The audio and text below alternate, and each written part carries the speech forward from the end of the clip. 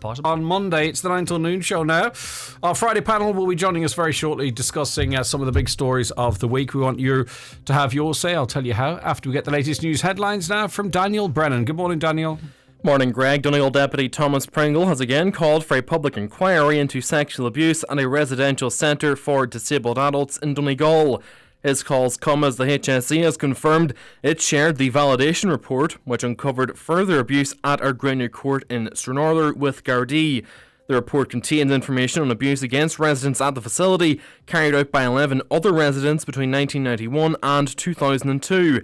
In a statement, the HSE says they'll meet with Gardaí once they've considered the report. In the Dáil yesterday, Deputy Pringle renewed his calls for a public inquiry, and the Disabilities Minister Anne Rabbitte confirmed that communication between herself and the HSE on the matter is now ongoing. I know that some families were only to find out this week. So will your government now ensure that there is a fully independent public inquiry into the management of disability services in Donegal and nationally as a matter of urgency? Just earlier I had a meeting with the HSE to bring me up to date on that validation report. I've sought further information which they're coming back to me in the next 10 days, and I'll keep the House updated. A US cross-party committee has criticised the British government's plans to overturn parts of the Northern Ireland Protocol. The ad hoc committee to protect the Good Friday Agreement has called on US President Joe Biden to use all diplomatic tools to suspend any talks on a trade agreement with Britain until the bill to rip up parts of the protocol is rescinded. The committee adds that the UK government is acting in bad faith while agreeing with Taoiseach Micheál Martin that the bill is a fundamental breach of trust. Ukraine will find out today if the European Commission supports its bid to become a candidate to join the EU. The Commission will give its opinion later, but the final decision on Ukraine's entry to the EU will be made at the European Union Summit of national leaders next week. This comes as the head of the UK's armed forces says Russia has already strategically lost its war in Ukraine. And finally, a warning is going out to all drivers and young people in particular not to take risks ahead of this weekend's Donegal International Rally. The Donegal Road Safety Working Group says there's a minority of people attending the rally this weekend that are driving dangerously, unlike what they called the majority who are true motorsport fans that attend these events. Donegal County Council's Road Safety Officer Brian O'Donnell says local communities do not want to see dangerous driving and disruption this weekend. There is a cohort that attend the rally event in Donegal, and they have attended for the last number of years, even though there hasn't been a rally, especially last year, taking place. They attended, and it caused a lot of disruption to the local communities here in Donegal, especially around the Letterkenny area. And it's unwelcome, and it's not wanted. That's all from the news desk for now. We'll have news in full coming up at 10 o'clock, but until then, good morning. Can I get 2 specials, please? 1 sourdough and Caesar salad. And by the way, I'm 12 weeks pregnant. Yes, Chef. We don't always know who's at risk from COVID-19 and other viruses, but we do know how to protect them. Keep hands clean and wear a mask. Let fresh air in, get vaccinated, and stay at home if you are unwell. From the HSE. For us all. The 9 till noon show with Letterkenny Credit Union, now offering mortgages from €40,000 to €600,000 with no hidden fees or transaction charges. Letterkenny Credit Union, 9102127. And now, it's time for the talk of the Northwest. The 9 to noon show with Greg Hughes on Highland Radio. And it is a very good morning to you this Friday, the 17th of June. It's 4 minutes past 9. You're very welcome along to another edition of the 9 till noon show. Our Friday panel will be joining us just in a moment, but you can get involved in the conversation too, and we encourage it strongly. You WhatsApp or text us on 086 60 25,000. Have your say. Do you agree or disagree with what our guests will have to say? Give us a call on 07491 25,000. You can watch the programme, by the way, for the full 3 hours, 5 days a week here on Highland Radio. Go on to our website, highlandradio.com. You'll see the links there to watch in your browser, or go straight to our YouTube channel, Highland Radio Ireland, or our Facebook channels. No excuse not to get involved. Okay, so let's bid good morning to our guests. We say good morning first to Councillor Barry Sweeney. Good morning to you, Councillor. How are you? Greg, good morning. It's good to have you nice on. To have you. Thanks for inviting me onto the show today. No, it's good to have you on. Also, Breed Corran, solicitor. Breed, welcome back. Nice to see you. Morning. Good morning. How are you? Good to have you with us. And last but not least, Maria Rush of the SMUM blog and manager at Rush fitness. Maria, good morning to you. Morning, Greg. How are you all? I'm doing good. We're all doing good, I think. Okay, listen, let's get straight into it, because yesterday, and it's become sort of a weekly event when Taoiseach Leo Varadkar takes leaders' questions. Well, Taoiseach Leo Varadkar and Sinn Féin's Pearse Doherty have locked horns again in the Dáil. I don't think they like each other, you know. Deputy Doherty highlighted the ongoing Garda investigation into the Taoiseach, with Leo Varadkar hitting back, dragging up a little-known 23-year-old court appearance involving Deputy Doherty for minor breach of the peace following an exchange with a Garda. And now we learned today that Fine Gael has compiled a secret dossier detailing political damaging information about Sinn Féin. So dealing with the first matter first, is this just the general rough and tumble of politics? I'll start with you, Marie. Or did either Deputy Varadkar or indeed Deputy Pearse Doherty go too far? Good question to start things off, isn't it, Marie? It is indeed. Yeah. I suppose politics is always going to be, as you said, it's rough and tumble. And I think you have to have a very, very thick skin to go into that arena in the first place. But when it goes beyond, I think the last few days has really turned into people are referring to it as playground antics. But when I was a teacher for 21 years and I didn't see such a playground, I think they have kind of gone to the point where the conversation tends to turn to be an attack on each other as opposed to actually dealing with what needs dealt. I mean, Deputy Doherty asked about poverty and all the different issues that are happening today, and it was turned back on him as a personal attack, as you said, about something that happened 24 years ago.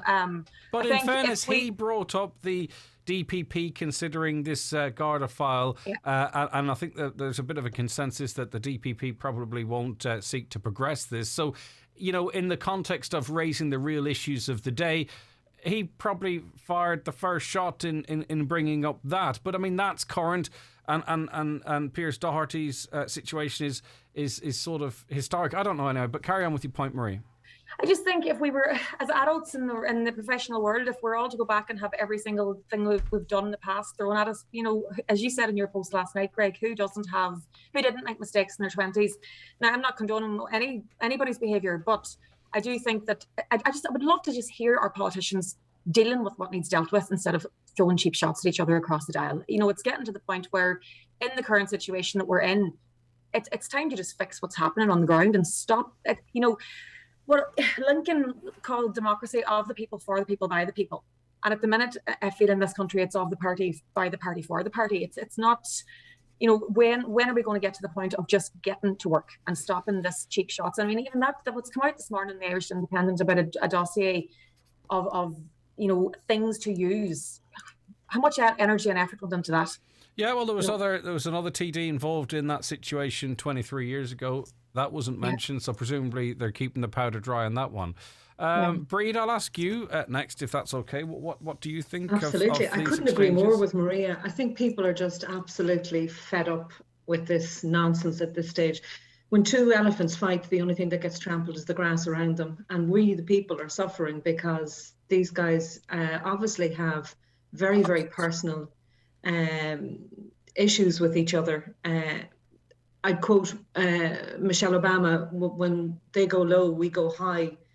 And this secret dossier, this 18-page secret dossier that Fine Gael have allegedly compiled, that's the rock that they'll perish on.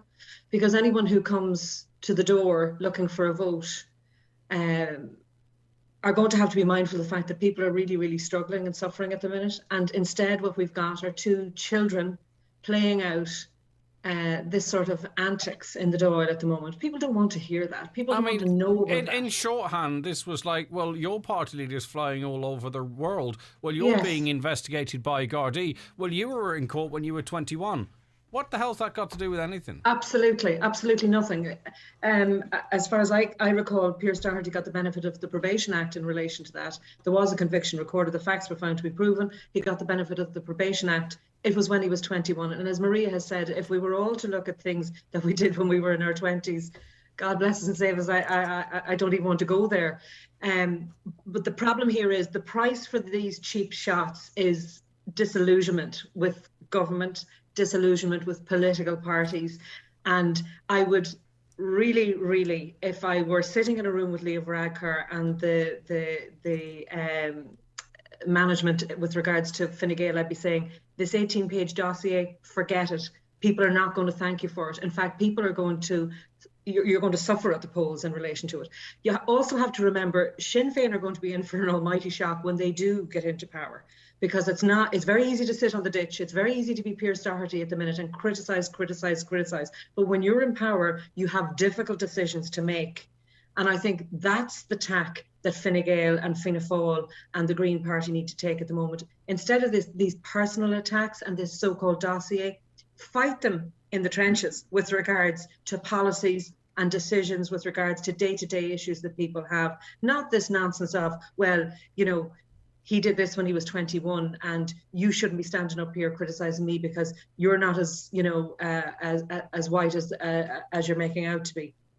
People don't want to hear that. People want to know, what are they doing with regards to cost of living? What are they doing with regards to... We'll talk more about that, because it would feel that maybe both parties are somewhat tone deaf on that as well, because I was expecting, but I wasn't expecting, the criticism of that exchange was equal against... Yes. Now, the content, maybe people were a little bit more peed off or didn't like where Leo Varadkar went, but in terms of this shouting in the Dáil, which is a weekly occurrence now, the people don't seem to want that. But we'll talk more about that, because that will lead us into the next general election, I suppose.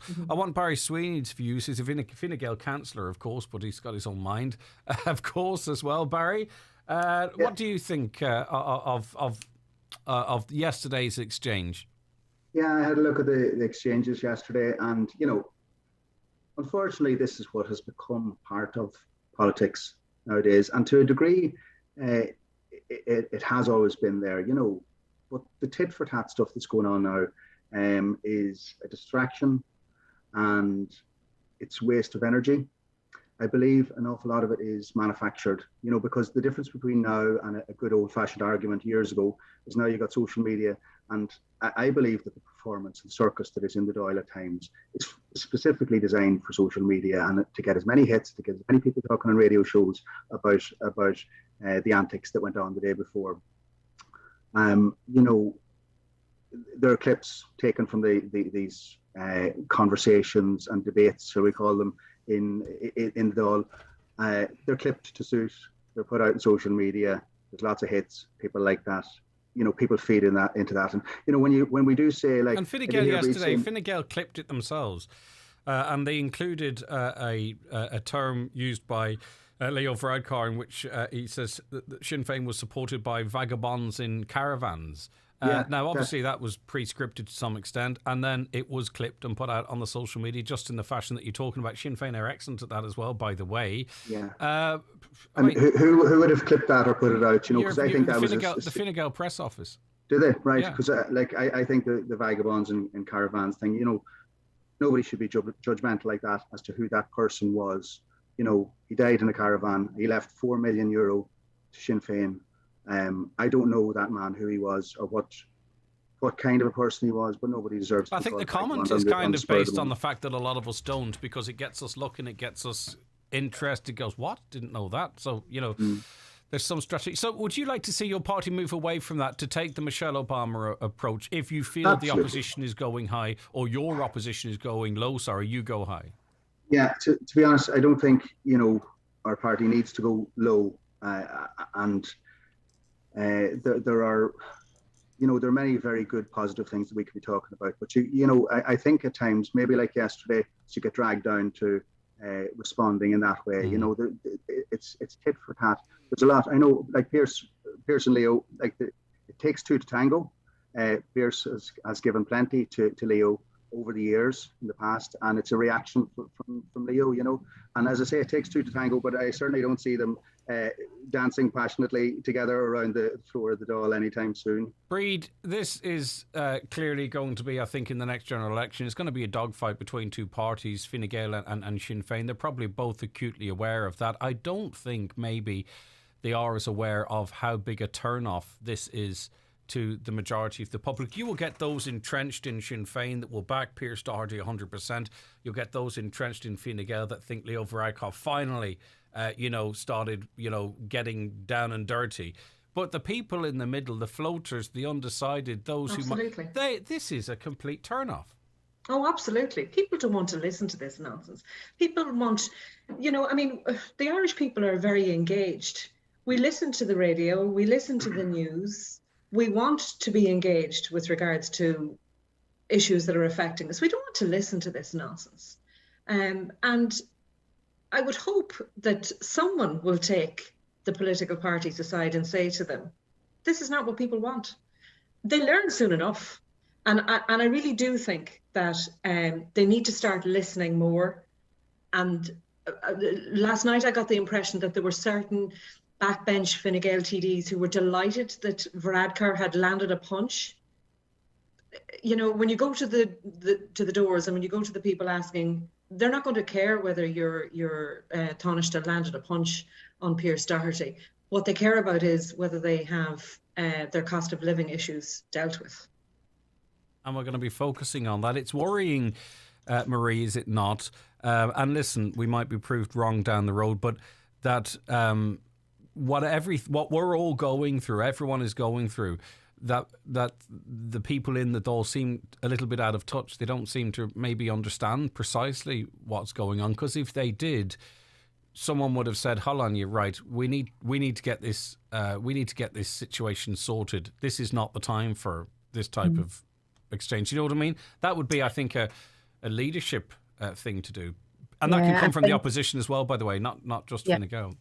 But you've hit another nail on the head there, Greg, with the word time. They're about to break up for the summer, and all the conversation at the minute that I'm listening to this week about, dealing with this cost of living crisis and emergency measures being brought in, and then you have Eamon Ryan saying nothing's going to change about things until October, and then even with the budget in October, it's usually January before things actually are implemented. So are we really asking the person who's living at the minute with no fuel allowance, wanting to put on the heating and not being able to afford it, are we really going to ask them to wait until January until somebody decides to do something? And I do find that, there's definitely a disconnect. Of course, there's a disconnect. And I do think that most people that go into politics go into it with the right intentions at the start.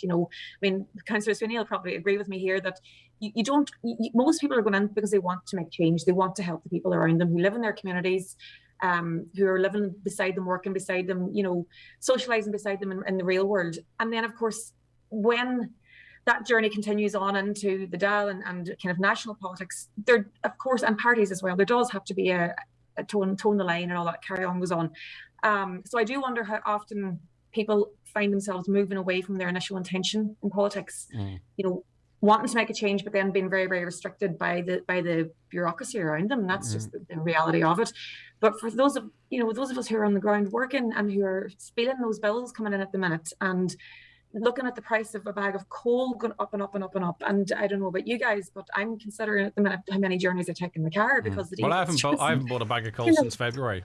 It's the God's honest truth. But that's the reality. And I don't want to hear the politicians that are being paid hundreds of thousands of euro to do work for us. I don't want to hear them fighting about who got the best punch in each other. I want them to do some bloody work. I want them to get things done.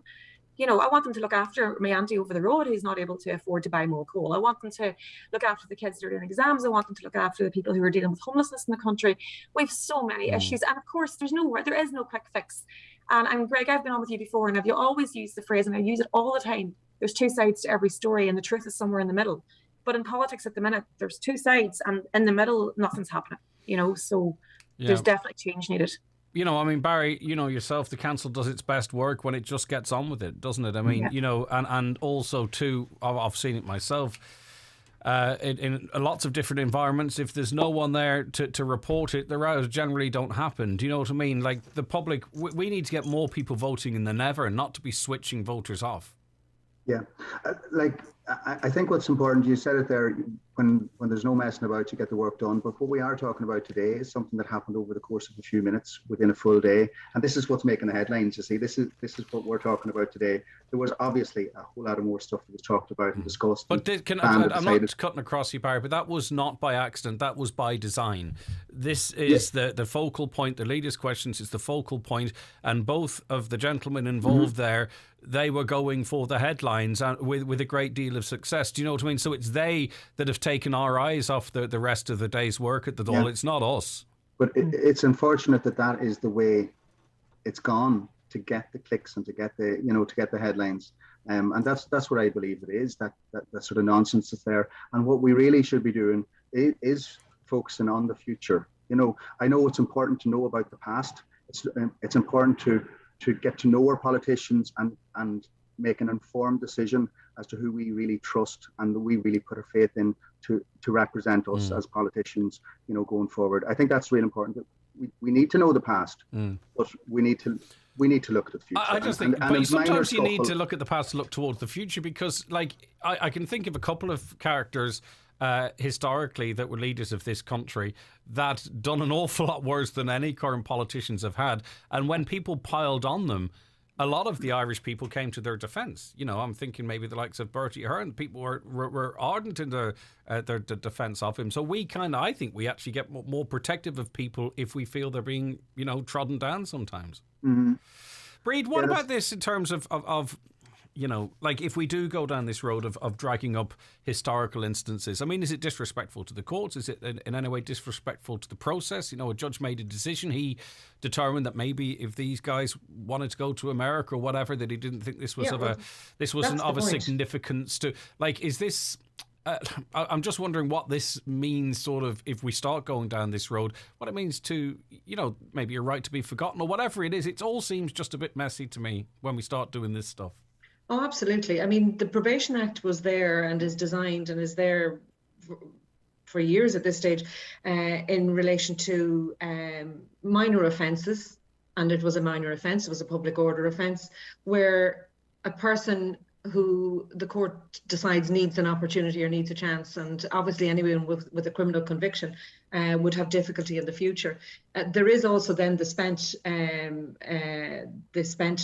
legislation in relation to old offences that after a certain period of time has passed, for minor offences and minor road traffic offences, that they can be wiped, that you don't have to disclose them if you're, for example, getting Garda vetting or whatever.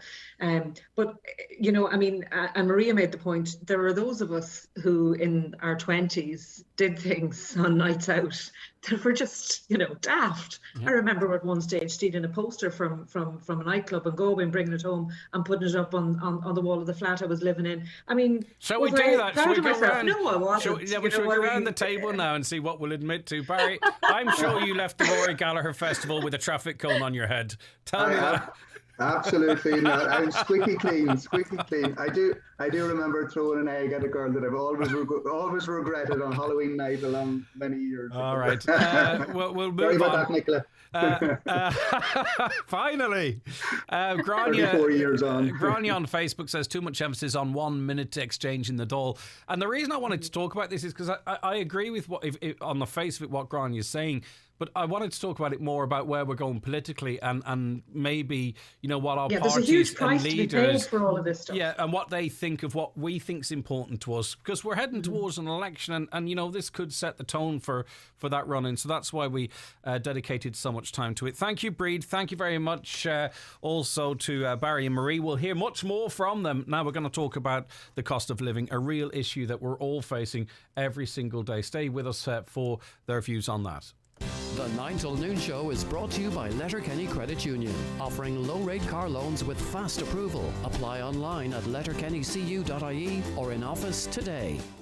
There's a gaggle of monsters you'll see around town, in every colour from bright pink to brown. And just like us, they have hopes, dreams and wishes. A new car, new windows, a holiday diving with fishes. They know just where to go for their dreams to come true. The local credit union who can help you out too. For all of your dreams that are big, small or strange, we've got you covered with our Monster Loan range. Monster Loans from the Credit Union. Imagine more. Loans are subject to approval. Terms and conditions apply. If you do not meet the repayments on your loan, your account will go into arrears. This may affect your credit rating, which may limit your ability to access credit in the future. Credit unions in the Republic of Ireland are regulated by the Central Bank of Ireland. Looking for the summer sporty look from the best brands like Nike, Adidas and Under Armour? Brian McCormick Sports and Leisure has your summer look. Nike Pro Tees and vest tops with matching shorts. Nike mid-layer quarter zips with women's tights in many different different lengths. Under Armour t-shirts with matching bicycle length shorts, layered with new woven jackets and quarter zip tops. Look the part, play the part. In store or online. Click and collect on bmcsports.ie. At Cooney's Home Interiors, we pride ourselves on offering you the very best in choice, quality and value on all home furnishings. Treat your home with a visit to Cooney's today and choose from our large range of suites, tables, beds, not to mention our large selection of home accessories. Our motto is, if you see it, you can buy it, and we will deliver it to your door. Cooney's Home Interiors, Letterkenny Retail Park. Style and perfection at incredible value. All roads lead to Warehouse Bar and Kitchen, Main Street, Letterkenny this rally weekend. Food and drink served all day. Late night opening all weekend. Live music and DJs throughout the rally. Warehouse Bar and Kitchen would like to wish all the competitors good luck this rally weekend. Rally weekend at Voodoo Venue, Letterkenny, Donegal's premier entertainment venue. Where tonight playing live, it's Sailor Bill, and in the Gasworks, DJ Connor Donnelly. Exquisite luxury and incredible entertainment at Voodoo Venue, Letterkenny. Proud associate sponsor of the Donegal International Rally. Buncrana Music Festival, Saturday and Sunday, July 2nd and 3rd. Dan McCabe, Moncrief, Hothouse Flowers, Paddy Casey, The Fratellis, Hudson Taylor, Leah Hart and many more. Buncrana Music Festival, July 2nd and 3rd. Tickets on sale at buncranamusicfestival.com. Okay, some of your comments. Hi, Greg. Leo went too far. I think it's disgraceful. Did Leo never make a mistake? When he can't get the better of Sinn Féin, he slings mud. Another, this is all a stage act for the public. People who believe this have an awful lot to learn about politics. Another, Pearse was not elected representative at the time. Leo was in a position of power, and that caller believes he misused that position. Another, I'm not a supporter of Sinn Féin, never have been and never will be, but Varadkar was totally wrong in bringing up something that happened to a young man over 30 years ago. Well, he's younger than that. It wasn't 30 years ago, but I take your point. There's no possible way that Leo can ever be Taoiseach again after his attacks on the Sinn Féin party yesterday. I don't mean Pearse Doherty. He mentioned Sinn Féin several times. Does he forget how many Fine Gael deputies were convicted of offences in the past? Deputy Doherty, says another, was putting the cost of living toward the ruling party. He said Fine Gael had a lavish party and is ignoring the cost of living. Anyway, Sinn Féin is not in power, and the rebuttal to that, though, was that Leo Varadkar says Mary Lou MacDonald was flying around the world first class and was due to fly first class to Australia soon. Leo Varadkar says a caller can't hide his contempt for Pearse Doherty. You only have to look at his face. He's seething. Varadkar really just loses it. Not fit to be the leader of his party. Never mind going to be our Taoiseach again. 16-piece dossier on dirt about people is disgusting, but seems to be par for the course with Leo Varadkar. Before we move on to the cost of living, Barry, just a word as a sort of a rank and file Fine Gael. Leo Varadkar would have your full support, would he? He would. Look, he would. You know, as I said before, the little things we hear, the spats online, and on what he did yesterday, I don't believe was the right thing to do.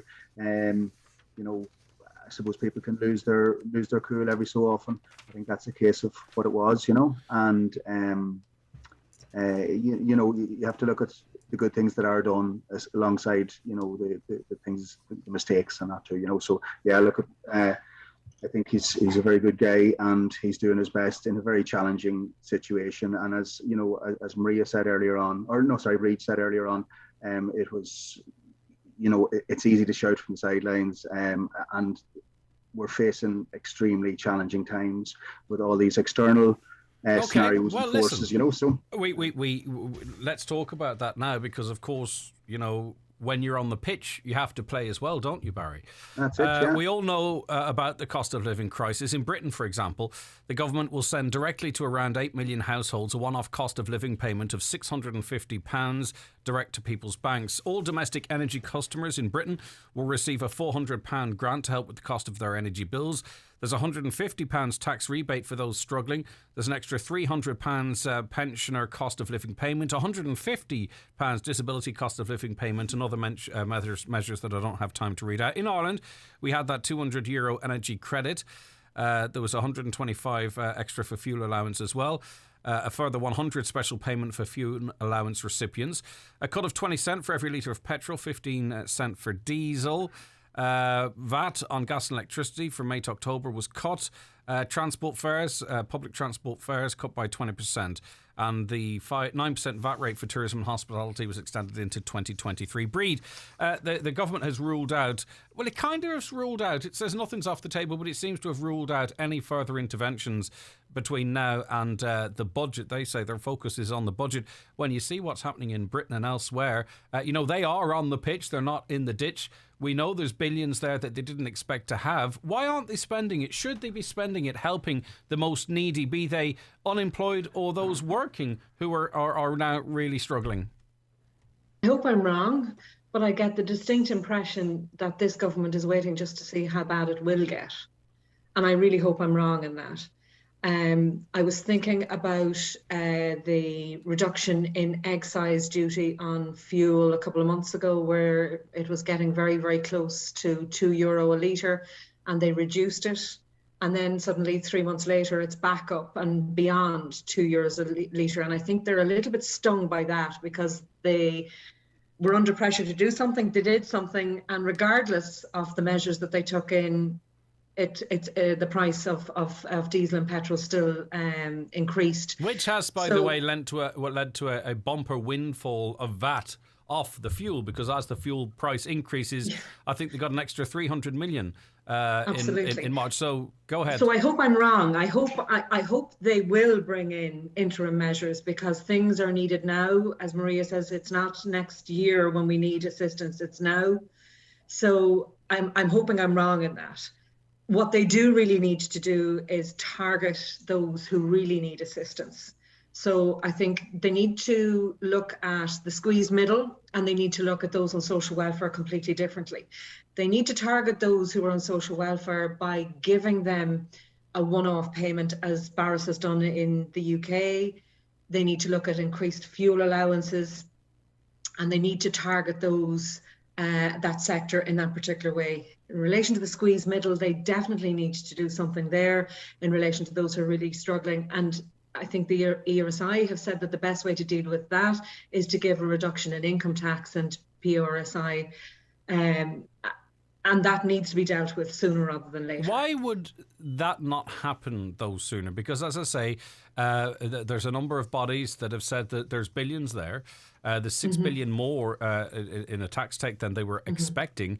And we know there are people struggling. You only have to, we only have to speak to yourself or to people around you, but St. Vincent de Paul, the Letterkenny food banking, etc. Why would a government just choose not to? And I hope I'm wrong, but I genuinely believe that they're waiting to see just how bad this will get.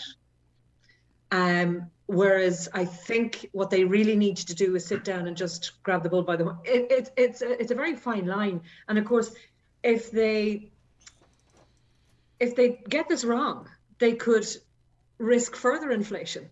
I mean, it's a double-edged sword. I mean, giving too much and making payments to too many could risk inflation increasing further. Yeah. So it is a very, very, it's a high wire act. Well, the two headline ones so far, the reduction in excise, that's going to benefit those perhaps who travel more with bigger cars, with perhaps more areas. Money. But those, I think, with more money probably benefit from that. The electricity one too, that was for absolutely everyone. You know, why give that money to people that can comfortably pay their electricity bill? Absolutely. Take and that's what I'm saying. Any people. Further payments have to be more specifically targeted towards those on social welfare. Maria, come in here, please. Yeah, I'm just listening to what you're saying, and you're right. Like the ESRI, I always mix that up. Like they have presented plausible ways that things could be changed. You've mentioned them there, Bridge, the idea of PRSA and income tax and stuff like that all been changed, and they've offered ideas about changing, like doubling up social welfare and different things like that. And that list that you read out at the start, Greg, of the things that have been done across the water, those numbers seem to be a bit more realistic than the €200 or 167 or whatever it is that comes off your bill. And targeting is a key word. I think, you know, there's always going to be that issue where, look at what we've done, it's great. And there's no doubt that there have been measures brought in, you know, since January, there have been measures brought in by government to try and help things. But if the right people and the people who need it most aren't getting aren't getting the benefit of it. It's almost, again, it's like what Barry said about social media spin. It's not practical and it's not helping. The other thing is we're coming into the summertime now. I listened to a conversation on News Talk this morning where there was reference made to the fuel allowance not being used over the summer or available over the summer. And it was almost dismissed as, oh, sure, that's okay. No one uses the heating. I'm sorry. Have you seen the weather? Like where's our summer? 6 degrees and at night. I know people who are sitting with the heating on at the minute. So Mabs yesterday issued advice. This is Mabs, the money advice, that crew. That if you cook with your oven, right, once you've finished cooking, leave the door of your oven open. With the idea being that as the oven cools down, you're not wasting that heat. That's where we're at. Whilst we're not actually whilst we're not intervening when we have the resources to do so. Mabs are telling people after you've cooked your chicken, leave the oven door open. Yeah, like, do you know what? We're all intelligent. We've all come through school doing CSP when we were in our teens, and we all know about energy saving and how we're supposed to, not fill the kettle, not waste. That's not what we need from leadership at the minute. What we need at the minute is answers and help and support. And I know the idea of targeting, and everyone's feeling this. Everyone is feeling this at the minute. Like, we're coming into the time of year now as well. Kids are off school. There's a lot of expense on parents when it comes to kids being off school. Like, everything goes up. Even the amount of people in your home. Our electricity bills here, we're never in the house, and yet they are going up and up and up. That's the thing about the electricity bills too, which we're told to save money, and I've never got my head around this, because I'll tell you, the company I was with, they just decide whatever they charge me. Right, so I could switch off plugs, switch off lights, switch off anything. It makes no difference to the bill. Okay, I don't know how they determine the bill. The meter's not checked very regularly. We're being told to do all of these things, right? And it can cause arguments in the house. Switch that off. Don't do that. And you actually don't see any. How do you see a saving on your electricity bill? Because they seem to pick a number out of their head. They guess it. I got a bill saying your bill is going to be such and such for the next 12 months. Where was the incentive for me to make any savings whatsoever? Or it doesn't make any sense. And that just, these are the things that we live with and we're expected to live with. I find that, maybe it's just me. I might be missing something about the electricity bills, but that's how it feels to me. My bill in the office was always €400 until last month, when it was €1,107.40. Right, but that's far and above the increases. So what did you get a couple of electric heaters in, or what? Absolutely no. I mean, it makes no sense. Absolutely, it's almost as if somebody in the energy company, I won't name them, plucked a figure out of the air and said, should we send her that for the crack and see how she reacts? Switch your charger off when your phone's not plugged into it. Thanks very much. Right, that's it. That's how you sort that out. It's reminiscent of the tighten your belts era. We should all tighten our belts. Yeah, I don't know. And I mean, the other thing now, coming into the summertime, you've got back to school starting to come in. That cost is there as well, and all of these things are rising and rising and rising, and it is bleak at the minute for people. There's lots of, we have the lowest rate of disposable income in this county, and we say it often, and it's true. That was before these inflationary impacts. So the person that ran out of money when their bills were paid, and maybe they managed to find enough for dance classes or football camp, right, with the cost of fuel increasing, the cost of power increasing and everything else, there's nowhere for that money to come from. So that person who was at zero on a Friday 6 months ago are now down 70, 80, 90, €100 a week. And those of the people that need assistance. Yes. Barry Sweeney, why is the government refusing to use the money that is there to assist these people? It's like walking past someone who's tripped over on the street, right, and they've smacked their head and they're crying out for help, and you look at them and you walk past them and straight into the nearest restaurant and enjoy a 5-course meal. That's what's happening on a national level in this country. Yeah, that's a very stark sort of description that you put there, Greg, and whether you could say that's accurate or not, I'd nearly disagree, in terms of the way you're putting the question to me. Okay, well, let me phrase it a different way. There are people in this country, right, who are going to the doctor for antidepressant tablets. Their relationships are breaking up. Their children are going to school with no lunch, right? Moms and dads do not know how they will get a school uniform for them. Moms and dads are telling them, you're not doing that summer camp because we've got no money. Yeah. People are not buying food so they can put petrol in the car to go to work. The government has access to billions of euro, okay, and is sitting on that money and arguing amongst themselves in the Dáil while those people lie in the street with a banged head as they go in to enjoy a 5-course meal. Does that make it any clearer, the point I was trying to make?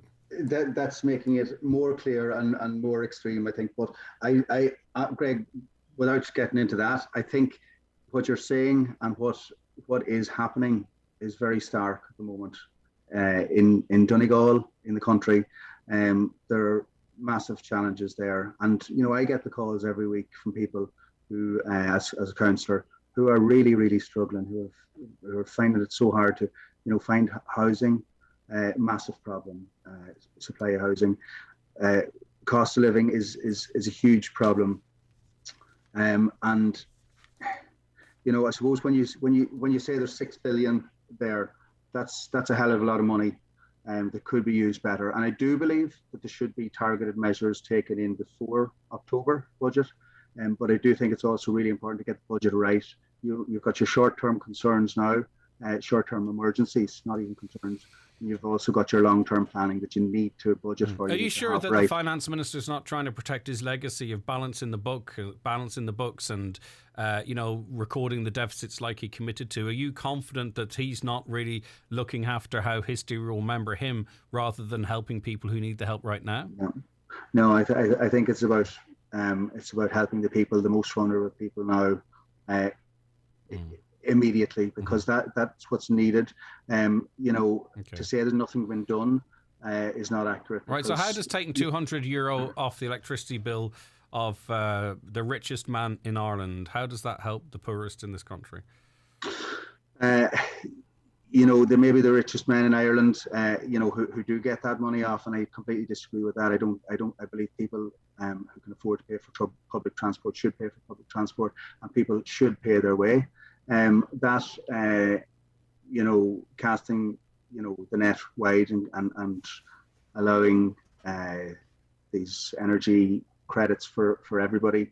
I don't really agree with that. But these are the measures. Perhaps, with all due respect, Ray, these are the measures that you're actually saying fair play to the government for bringing in, and then the next sentence you say, well, they're not targeted enough and they're not ideal. So which one is it, or is it both? Well, there's no excuse to be made by helping people who are earning, people who are working, people who need and deserve their credits as much as other people, because people at all levels are struggling. Not at all levels. You're talking about the super rich, and that's crazy giving money to super rich. But I don't know. Perhaps it's a case that to means test all that. And the administration of means testing, all that would cost more. No, we don't have to means test. We don't have to means test it. We have firstly, we have a system already in place that means that we can make double payments to those on social welfare at Christmas. We have the database, we have the technology. You can pull the trigger on that tomorrow. It doesn't require anything else. Secondly, we know the tax bands. We know where people are at. It's not then hard to determine those who are working that need extra supports. Maybe they qualify for a medical card. Maybe they qualify for, you know what I mean? This is not beyond us. Just remember what this government was capable of during COVID, Barry. I'll come back to you, Breed, and then Maria. Breed, your views here, please. Yeah, I actually feel sorry for Barry, and I feel sorry for anyone who is a county councillor at the moment, because I'm sure they're on the ground and they're looking and they're listening. But the problem is, short of standing outside Leo Varadkar's office, Barry, and screaming in through the keyhole to him and saying, people are suffering, listen, do something and deal with it, there's nothing you can do, because they're not listening to you. Unfortunately, when they come looking for their vote for votes, and they say to you, right, we're going to canvass your local area next week, and they expect you to truck around beside them shaking hands, you need to remind them, and you need to have that conversation with them saying, people are suffering now. Don't come down here to Donegal and ask me to go canvassing with you when you've done nothing for those who have fallen on the street, banged their head, and you've walked into a restaurant for a meal to celebrate 10 years of Fine Gael being in power. It doesn't get more stark than that. I do feel sorry for county councillors, but you're going to have to now just grasp the metal and say to Leo Varadkar, don't come to Donegal looking for me to go canvassing with you if you're not going to do something proactive about this. Yeah, look, I mean, there's a big long list that Greg talked about, you know, certain things like, say, your €5 per week increase, you know, or the energy credits, for example, you know, that's at a cost of 505 million, say, for the energy credits. And those small measures that seem small in your pocket, you know, they do add, it's very costly to do that. Now, with all due respect, the cost of putting petrol in your car between going to work in the morning and coming home in the morning can go up by €5 now in this climate, if not more.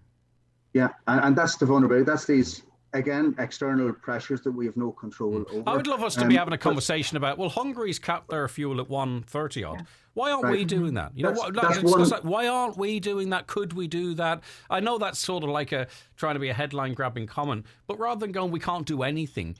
That's what we're saying. Rather than saying, well, look, other countries have tried other things. What's going on in Hungary or Malta that we could replicate in some way? Yeah. I genuinely think, Greg, that they're sitting back and waiting to see how bad it's going to get. Yeah. And how much money they're going to make off the excess as well. Exactly. Because the coffers are being filled all the while. I'll come back to you, Barry. Maria, I haven't heard from you, though, in too long. Please.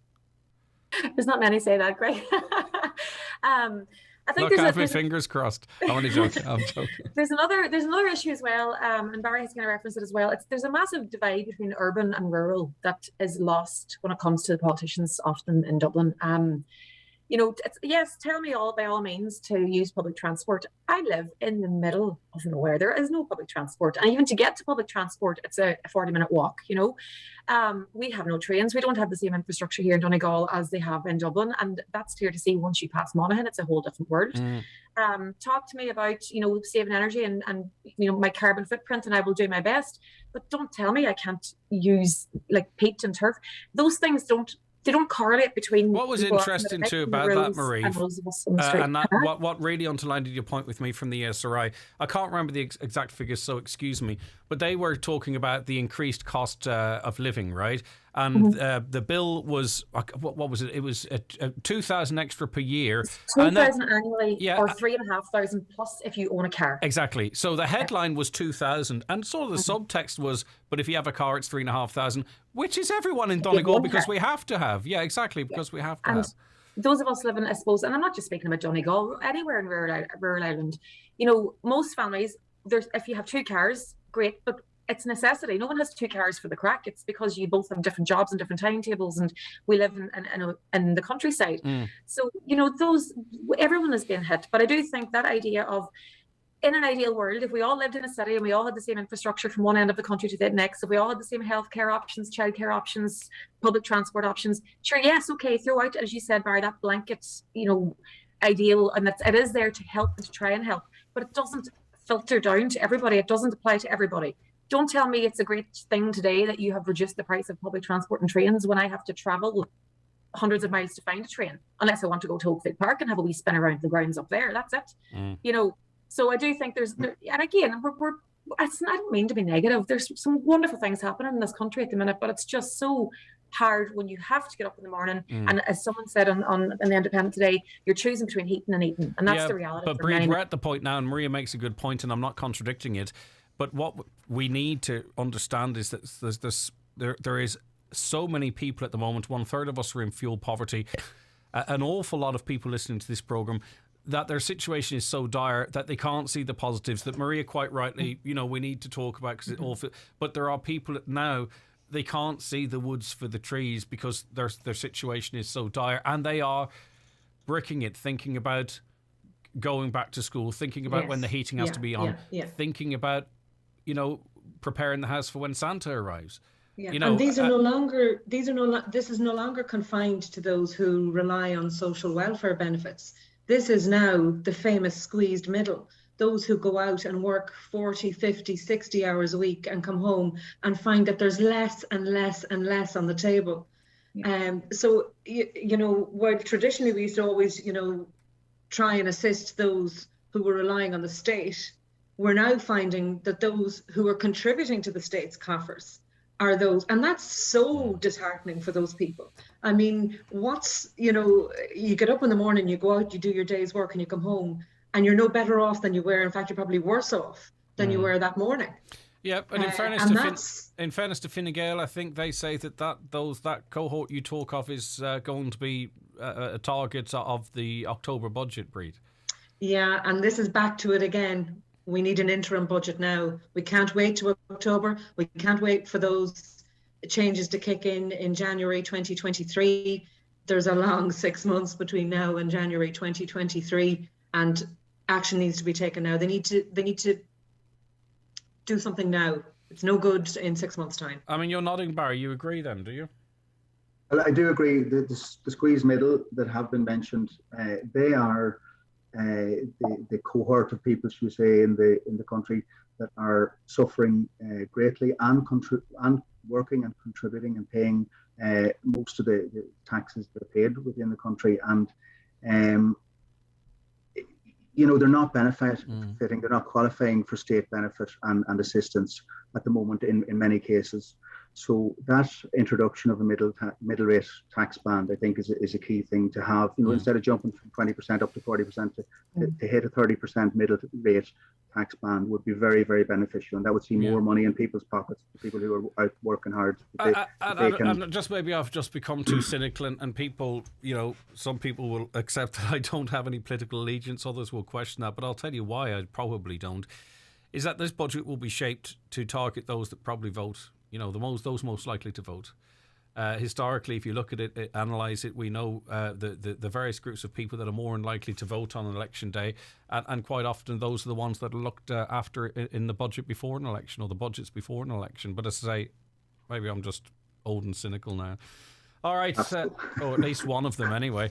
Right, okay, we'll hear more from Barry Sweeney, Breed Curran and Maria Rush after this break. The 9 till noon show is brought to you by Letterkenny Credit Union, with monster loans available up to €60,000 for all occasions. Visit letterkennycu.ie. New cap scheme to pay farmers €250 per hectare. For more in this week's Farmers Journal, here's Paul Mooney. Farmers in the new scheme will also be offered priority entry to the new REP scheme. As the €1,000 silage scheme is set to open, we reveal details on when you'll be paid. And former Taoiseach John Bruton warns Ireland could have to enforce EU border. Plus, don't miss the Irish Farmers Journal Junior newspaper written for young farmers inside this week's Irish Farmers Journal, on sale now. Escape to the Algarve from the city of Derry Airport with Atlantic Travel this August. Free airport parking is available exclusively when you book with Atlantic. For your stress-free summer holiday on the Algarve, call Atlantic Travel in Letterkenny today on 9126193. Come on down to the annual Finn Valley Show on Russell Brothers Farm, Killygordon, this Saturday 18th of June, with the usual dog, home industries, poultry, sheep, cattle, horse and pony classes, and fast and furious donkey derby, with trade stands, show and shine tractor competition, live music from David James, and children's entertainment. It's sure to be a family fun day at the Finn Valley Show. This ad is sponsored by Kilpatrick Brothers Contracting for all your agri needs: mowing, raking, baling, GPS sowing, slurry or manure spreading. Call Ray or Davy on 087 212 1760. Donegal County Council, in association with Bryson Recycling, are holding a half-price bulky goods event at Letterkenny, Lahey and Dunlow Recycling Centres from the 7th of June to the 18th of June, during site opening times. For more information and opening times, visit donegalcoco.ie or call the council on 074 9153 900. Are you ready for a role or a career with one of Ireland's leading food companies? Due to a further developed business base in Donegal, Glanbia are looking for a door-to-door milk agent to service the Ballybuffet, Stranorlar, Killygordon, Castlefin, Drumkeen and Glenfin areas. To apply for this exciting role, forward your CV to pbyrnes@glanbia.ie. That's pbyrnes@glanbia.ie, or call 087 2533 054. Donegal Rally Weekend are at the Orchard Inn. Friday night entertainment, I Am a Raver and John O'Callaghan. Doors open at 9 p.m. Delicious food served from 12 noon to 9 p.m. each day over Donegal Rally Weekend at the Orchard Inn, High Road, Letterkenny. Do you know what's really interesting, Maria, is that looking at the social media, but particularly those who've decided to pick up the phone and message in, they really found yesterday, in that style of politics, the people, generally speaking, I would say 80-90%, I'd turn off. Yeah. You know? Absolutely. Yeah. So I think and it is. Go ahead. No. It is. Everything on social media is contrived. I've been saying this for years. Everything is contrived. So yeah, as Barry so rightfully said earlier, those clips were put out. They were edited. They were so beautifully joined together in some cases, and they were put out there on purpose. You know, I often wonder times on days like that in politics, what else is happening in the background that we're not seeing? What else is being pushed through or handled in a way that they don't want to pay attention to? You know, there's definitely a look at us. You know, there's definitely some sort of plan in place. I mean, none of this happens by accident. Yeah, I think, Breed, Twitter really is an echo chamber, and it's all right maybe if us as individuals get dragged into it, but it's surprising when, you know, big political institutions with all their advisors find themselves dragged into it, because that's the only real explanation, because obviously they don't really get a sense of what we generally feel. It's what those on Twitter feel, it seems to be, that they're playing to across the board. Oh, absolutely. It's an echo chamber. And it's targeting a demographic that some vote, some don't vote. Look at the Fianna Fáil and Fine Gael and the Labour Party and all the big main parties spend an absolute fortune on polls and what do people think. What do people think? They need to come down and talk to people. They need to knock on somebody's door in rural west of Ireland and say, how are you doing? How are you getting on? They're not listening. That's the problem. And they're not getting it on social media. They're only getting parts and portions of it on social media. They need to stop that for a start. Yeah. They need to start canvassing the likes of Councillor Barry Sweeney and ask him what are the issues that he's dealing with. And they need to listen to the likes of the local councillors. I would give out about local councillors too, because sometimes you're just too quiet and you're just, you know, you need to start talking and you need to start maybe shouting a little bit more, because. But what happens is though, and we saw it with Micheál Martin's leadership, a group of councillors in Donegal expressed their views about the direction of the party, and it was just seen as a split, and it was highlighted to undermine the party. So that's a difficult path to tread as well, Brie. Do you know what I mean? Because I look, politics is not for the faint-hearted. Anyone who decides to get involved in politics, I take my hat off to them. I think they must be either mad or psychotic. It's not for the faint-hearted.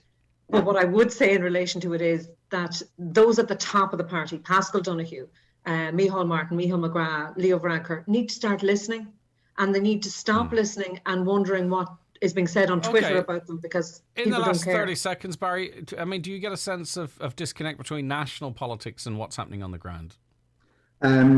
There's a big urban-rural difference divide. I do agree that we need to fight our corners, and that's what we do on a daily basis. You know, and talking politics for me is only a very small part of my role as a councillor. Like the role of a county councillor is something like, you know, from day to day we have very different chores, jobs to do. Yeah, issues to deal we talk with. about that quite regularly on this programme, that there's an awful lot more goes on behind the newspaper articles and the interviews, and I respect that. Barry Sweeney, it's been great having you on the programme. Will you come back?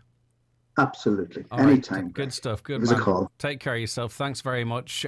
Breed, thank you. Indeed, it's been lovely having you on as always. Thanks so much. Not at all. Thank you. All right. Take care of yourself. And last but certainly not least, Maria Rush, thank you so much. Have a great day. Thanks for having me, Greg. All right, bye-bye. Okay. Take care. That was the Friday panel. We've lots more to come on the programme. We'll get to some of your comments as well. That and so much more besides, including a look forward to the week's weather. But we're going to take a break for the news and obituary notices. The news will be coming to you a little late. My apologies. Stay right where you are. The 9 till noon show with Letterkenny Credit Union. Now offering MyCU current account and debit MasterCard. Bringing full banking features. Delivered with the same local trustworthy service of your credit union. Have you bought your Ncbi Radio Bingo book yet? Contribute to this fantastic charity and be in with a chance to win daily cash prizes of €400. Books are now available from your local retailer. Would you like to find out how your company could be doing big business with TransLink? On Wednesday, the 22nd of June, at Titanic Belfast, Intertrade Ireland is holding a Meet the Buyer event with TransLink. On the day, you'll find out about a pipeline of contracts valued at €60 million and over.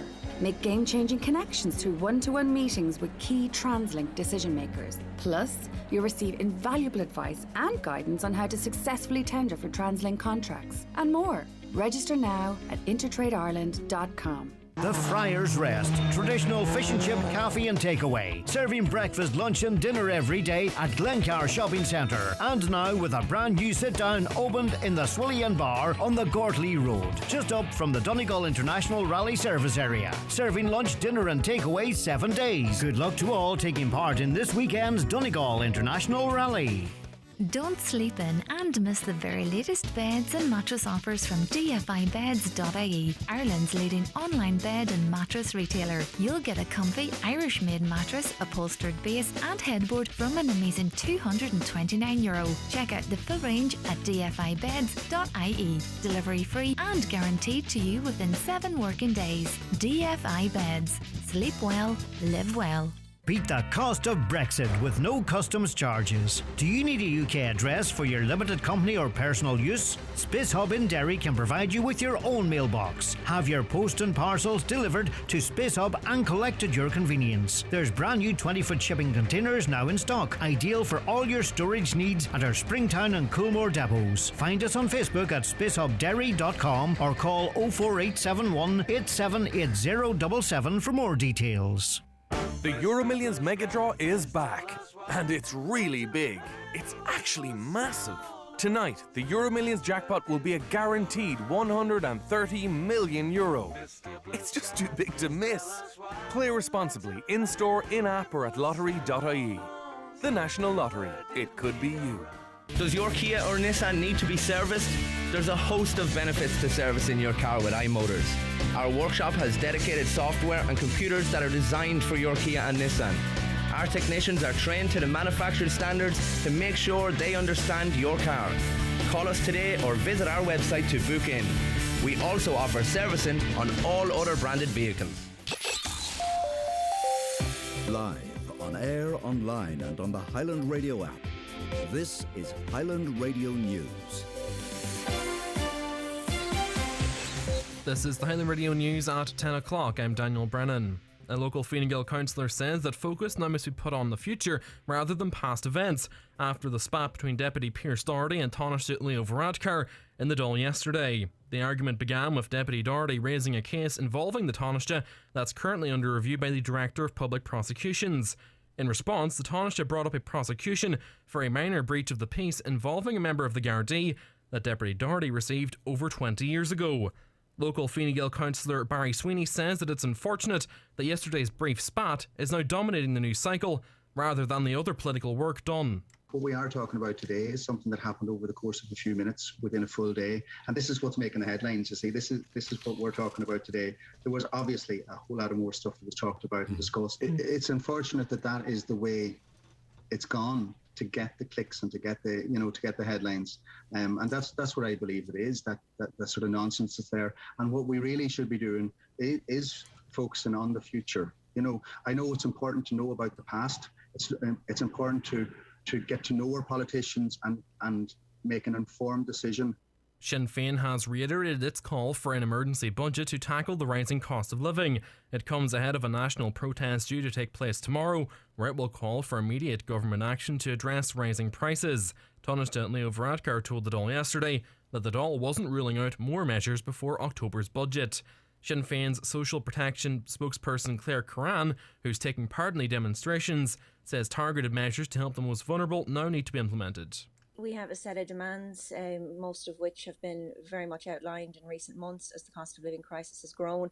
We have demands which we will put to government, and I suppose the main thing we want to achieve is action now rather than action at budget time, which typically isn't implemented until January. A US cross-party committee has criticised the British government's plans to overturn parts of the Northern Ireland Protocol. The ad hoc committee to protect the Good Friday Agreement has called on President Joe Biden to use all diplomatic tools to suspend any talks on a trade agreement with Britain until the bill to rip up parts of the protocol is rescinded. The committee adds that the UK government is acting in bad faith, while agreeing with Taoiseach Micheál Martin that the bill is a fundamental breach of trust. Donegal Deputy Thomas Pringle has again called for a public inquiry into sexual abuse at a residential centre for disabled adults in Donegal. His calls come as the HSE has confirmed it shared the validation report which uncovered further abuse at Ardgrania Court in Stranorther with Gardaí. The report contains information on abuse against residents at the facility carried out by 11 other residents between 1991 and 2002. In a statement, the HSE say they'll meet with Gardaí once they've considered the report. In the Dáil yesterday, Deputy Pringle renewed his calls for a public inquiry, and Disabilities Minister Anne Rabbitte confirmed communication between herself and the HSE on the matter is ongoing. I know that some families were only to find out this week. So will your government now ensure that there is a fully independent public inquiry into the management of disability services in Donegal and nationally as a matter of urgency? Just earlier I had a meeting with the HSE to bring me up to date on that validation report. I've sought further information which they're coming back to me in the next 10 days, and I'll keep the House updated. And finally, a warning is going out to all drivers, and young people in particular, not to take risks ahead of this weekend's Donegal International Rally. The Donegal Road Safety Working Group says there's a minority of people attending the rally this weekend that drive dangerously, unlike what they call the majority who are true motorsport fans that attend these events. 4 people have lost their lives on Donegal roads so far in 2022, compared to 1 in the same period last year. Donegal County Council's Road Safety Officer Brian O'Donnell says that local communities here do not want to see dangerous driving and disruption this weekend. There is a cohort that attend the rally event in Donegal, and they have attended for the last number of years, even though there hasn't been a rally, especially last year, taking place. They attended, and it caused a lot of disruption to the local communities here in Donegal, especially around the Letterkenny area, and it's unwelcome and it's not wanted.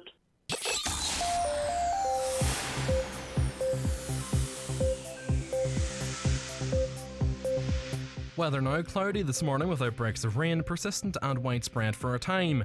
Rain will clear southwards by early afternoon with brighter weather following. Highest temperatures of 15 to 18 degrees today. That's all from the news desk for now. I'll be back at 11 o'clock with the news headlines, but until then, good morning.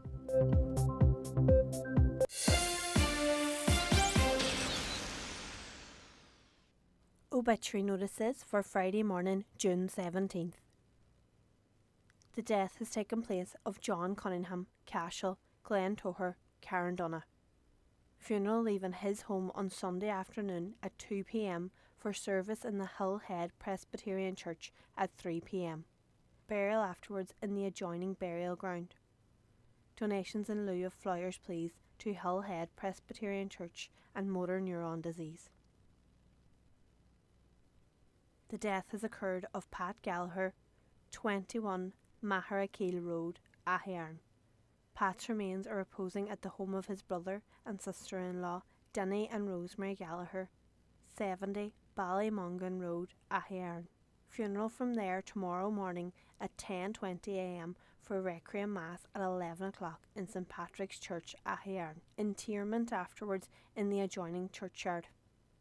The death has taken place of Day Kersten, Sleeve Buck, Ballyholy, Rafo. Private funeral service at his late residence tomorrow afternoon at 2 p.m. with interment afterwards to Ramohi Parish Church Graveyard, Main Street, Manor Cunningham, arriving at approximately 3:15. House private please at the request of the deceased. Family flowers only please. Donations in lieu if desired to the Alzheimer's Association Donegal branch, care of any family member. The death has occurred of Patrick Gallagher, Mulladerg, Kincashla. Patrick's remains will be reposing in McGlynn's funeral home from this evening at 5 p.m. with rosary at 8 p.m. Funeral Mass in St Mary's Church, Kincashla at 11 a.m. tomorrow morning with interment afterwards in Belcrute Cemetery. The death has taken place of Ruth Elizabeth Roberta Young, née McGowan. Service of Thanksgiving in her late home, 27 Crowfree Road, Waterside, this afternoon at 2 p.m, followed by burial in St Michael's Burial Ground, Dunnamana. Family flowers only, donations in lieu if desired to WH and SCT, Altony Galvin Hospital, ICU, care of Mrs Ruth Hay, Funeral Director. For more details, including any family health guidelines for wakes and funerals, please go to highlandradio.com.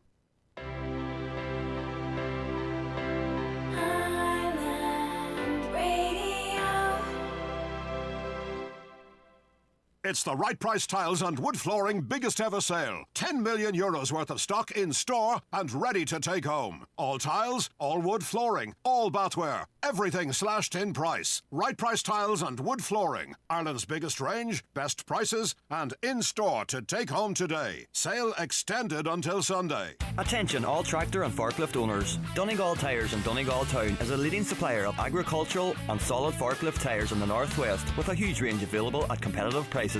Donegal Tyres can help you choose the correct tyre for your application and we will come to you, so no downtime. Check out DonegalTyres.com or call 07497 21482. That's Donegal Tyres, Donegal Town, where you'll get a great deal.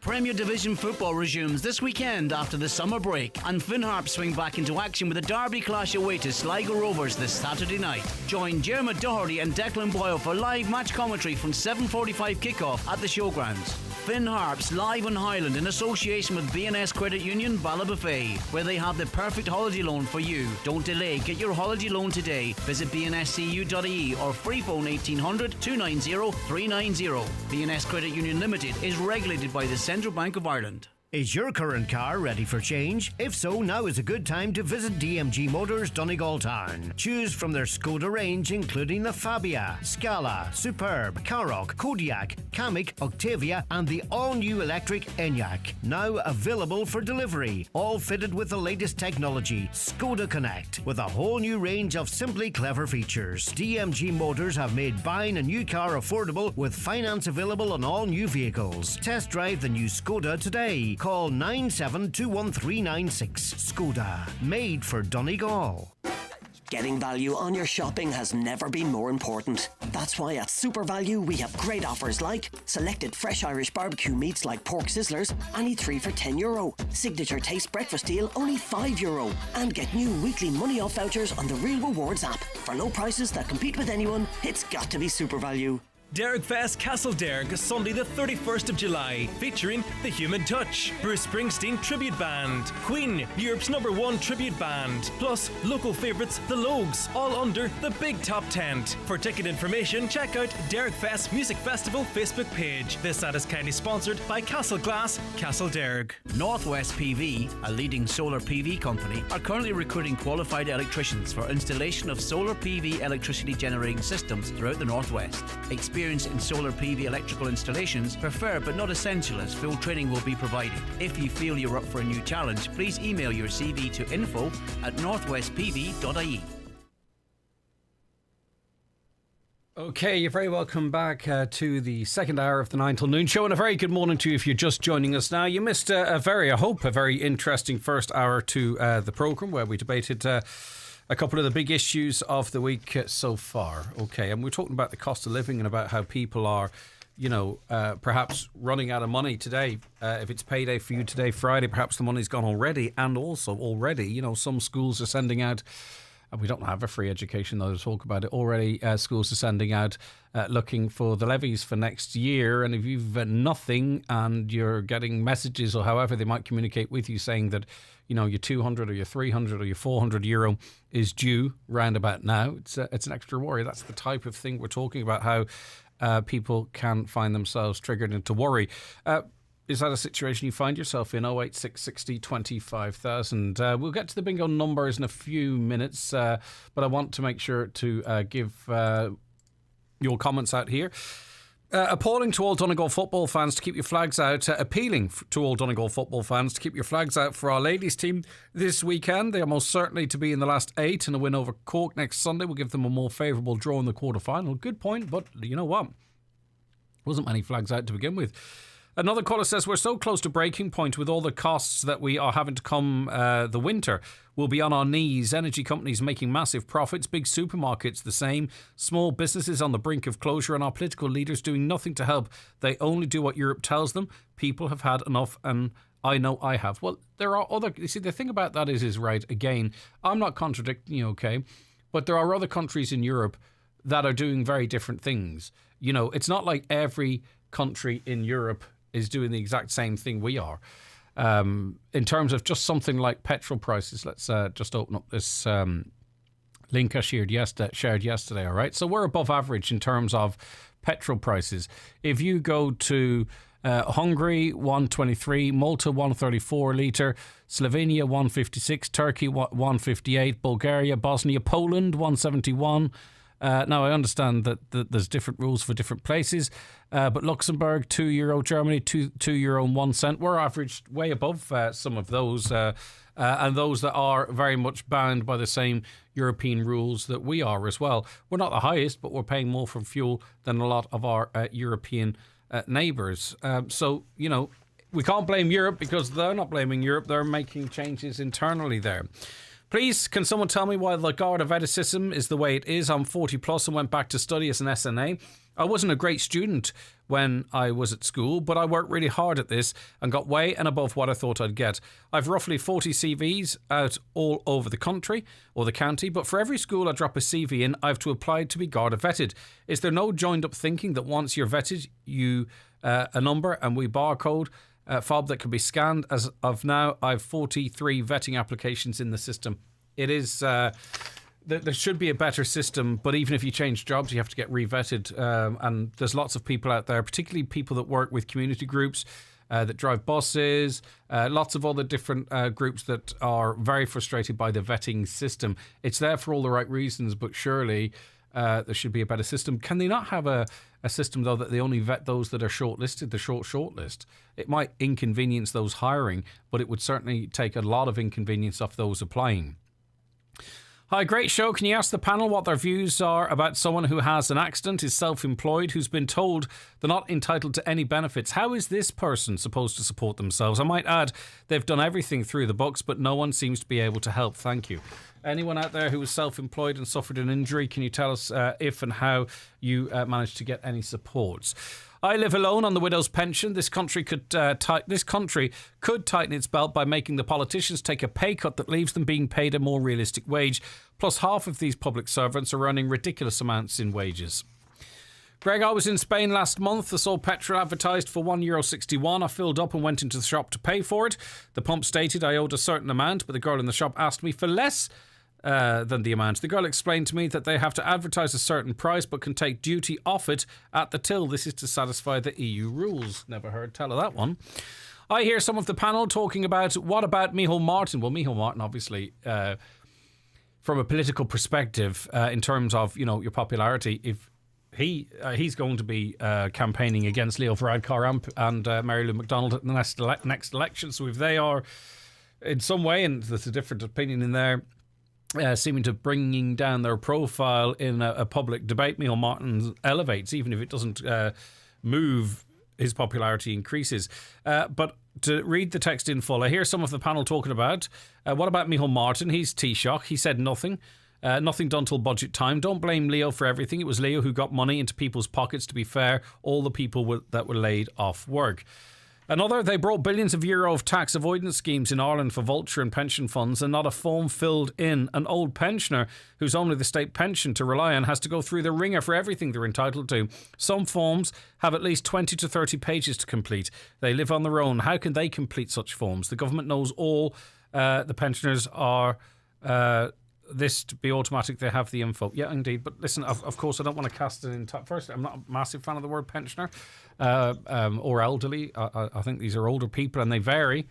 Some could buy and sell me in terms of tech well into their 80s, but I take the point that you're making. Could you ask Barry Sweeney, how are we supposed to heat our homes in the winter? Coal is €30 for one bag. It's horrendous. Well, coal sales are going to plummet, aren't they? I would just like to give credit to Greg for voicing the concern of our community on this current financial crisis compared to other national broadcasters. He's punching above his weight. Darren, thanks, Darren.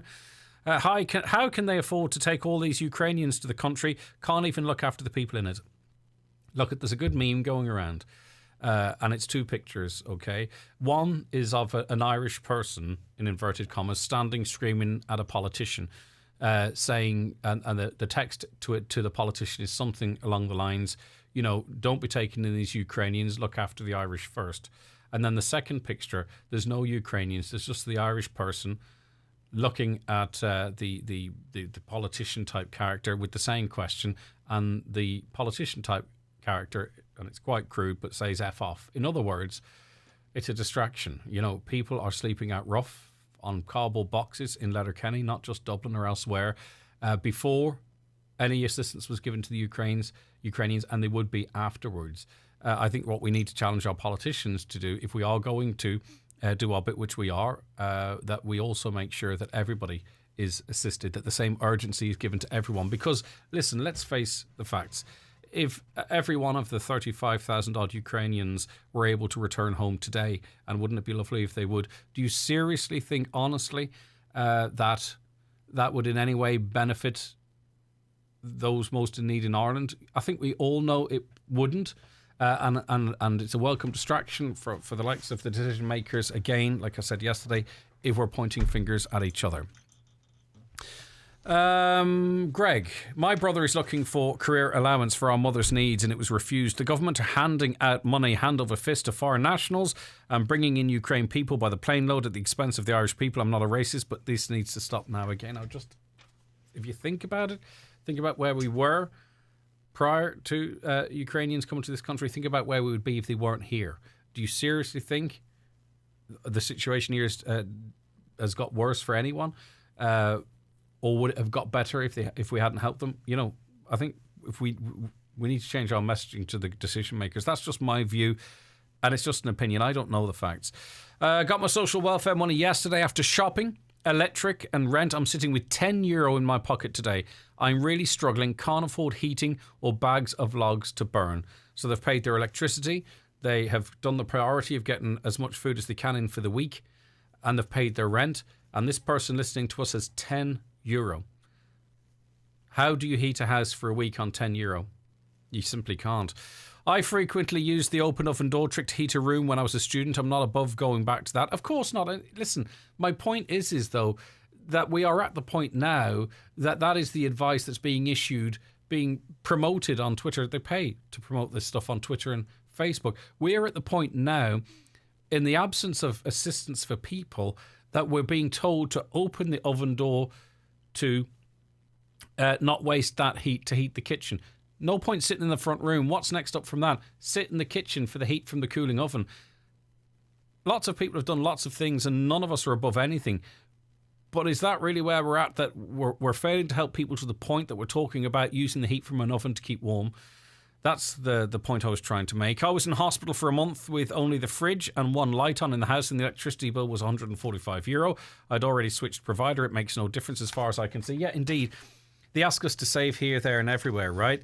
But on electricity, where does the saving come from? Can someone explain to me how unplugging TVs, chargers and all, have you seen it reflected in your bill at all? Do you, because the electricity company I was with were able to tell me my bill every month for a year. So what's the point in me switching things off left, right and centre? Maybe there is, and I don't understand it. Right, my apologies for the delay in getting to the bingo numbers. Here they are. Good luck if you're playing today. It's time for Ncbi Bingo on Highland Radio. It's Friday the 17th of June. You're playing on the yellow sheet. The reference number is S20. It's game number 24. The numbers are 27, 24, 18, 51, 84, 22, 30, 41, 85, and finally 66. Phone your claim to 9104833 before 8 tonight, leaving your name, contact number and the name of the shop where you purchased your book, and we'll call you back the next working day. Get all your NCBI Bingo information at highlandradio.com. The 9 till noon show with Letterkenny Credit Union, now offering MyCU current account and debit MasterCard, bringing full banking features, delivered with the same local trustworthy service of your credit union.